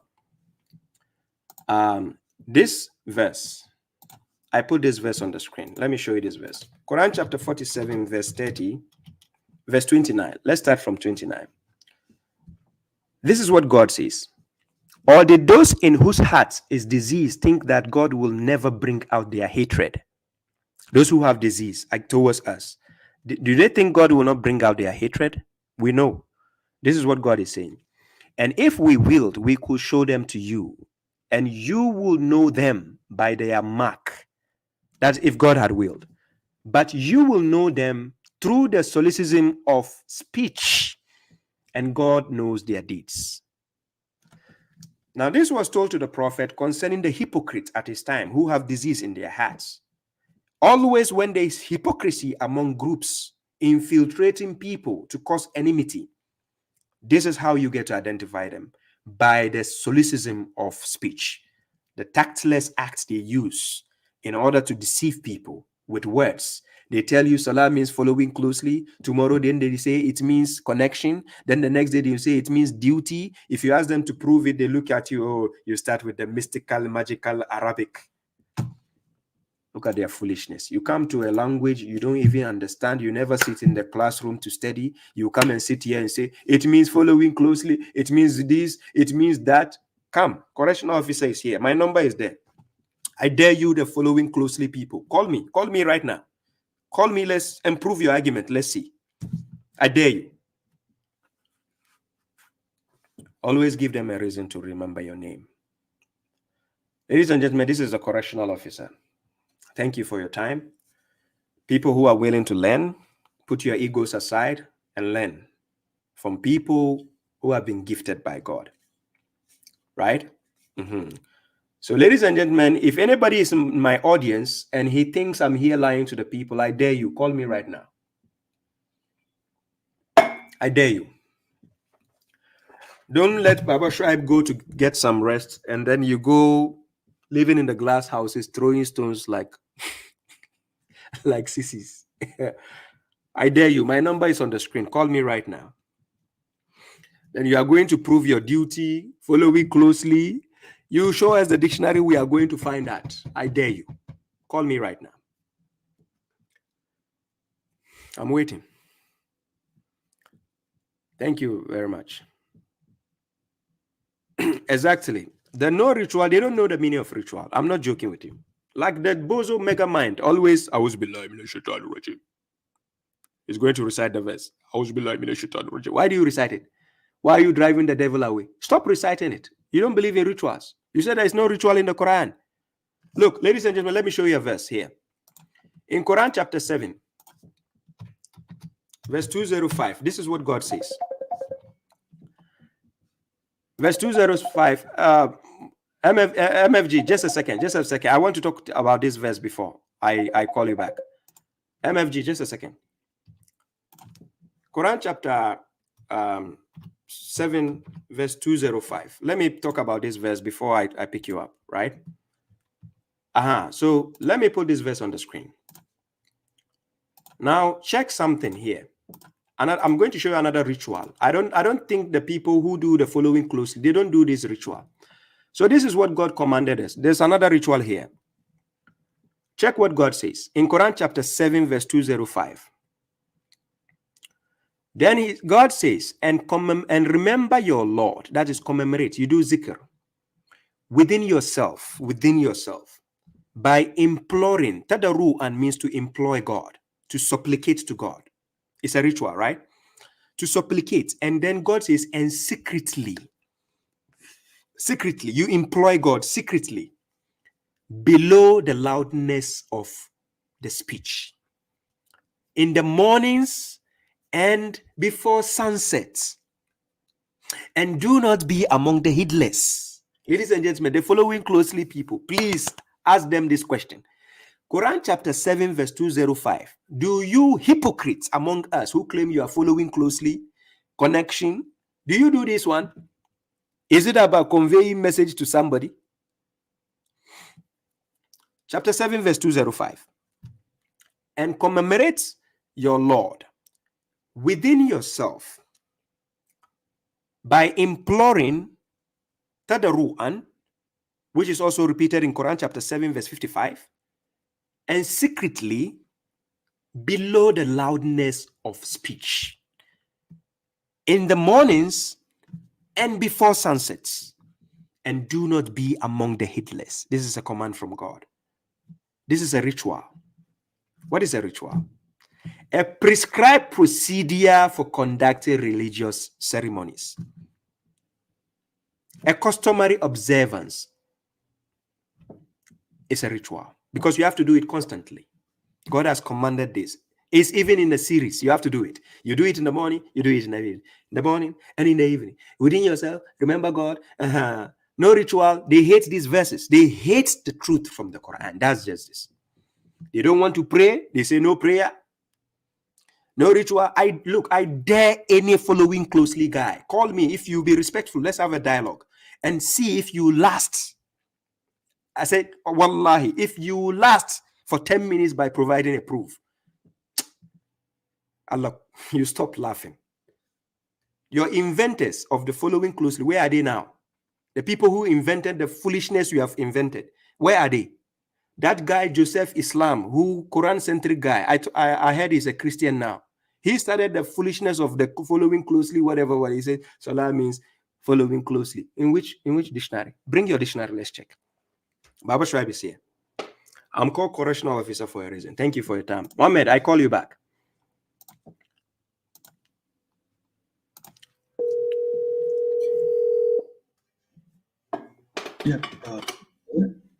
Yeah, peace, bro. Peace, bro. I was just wondering why you ritually beat them down.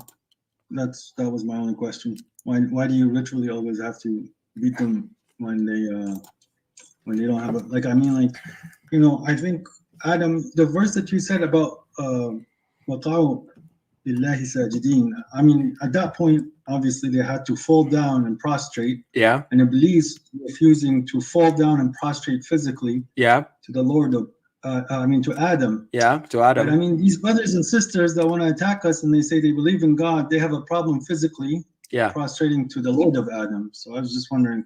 No, because we call that arrogance. And let me show a verse on the screen. Since you are here, brother, I show a verse on the screen. This is the verse here. I go to chapter 7, the same chapter, then I go to the last verse. Yep. The last verse says, indeed, those at your Lord are not arrogant toward his worship. And they, the angels, they glorify him and prostrate to him. God bless. All right, brother, I don't want to hold up the line. I just wanted to wonder why these people have. Shall I read it? Shall I read it in Arabic? No, bro. Please. Oh, let me go in Arabic. Sujood can mean multiple things. So I don't want to confuse myself. They will say it means cooking, right? No, for me, sujood is when I lay down in the bed at night. Sujood. Because it has a little. Anyways, brother, have a good day. Thank you, Baba. Thank you, man. God bless you. Peace. Thank you. Thank you very much, ladies and gentlemen. Shout outs to Rachel Green, all those who are watching. I appreciate your support, Sister JS, Sheikh Samsung, all of you. I appreciate Sharif Karim. Thank you for your time. Quran alone is truth. MFG. Mohammed from Ghana, Omar Sataur, all of you, Jam, brother Jam, I see you. Thank you very much. I appreciate the support. Somebody's asking me a question. He says, did you ever listen to Abu Layth, who claims that the salah in the Sunni form is learned through the living tradition and people doing this way, not learning from any books? Yes, the Sunni form, I agree. That's what they are doing. Because even the hadith books do not teach them that. If people say they don't agree with that ritual salat, I agree with them. I side with them because I side with those who say they don't agree with that ritual salat. Yeah, fine. But you say there is no rituals in the Quran, you are the biggest fool. Wallahi lazim. You are the biggest fool. Thank you. Megamind will tell me there is no la at the end.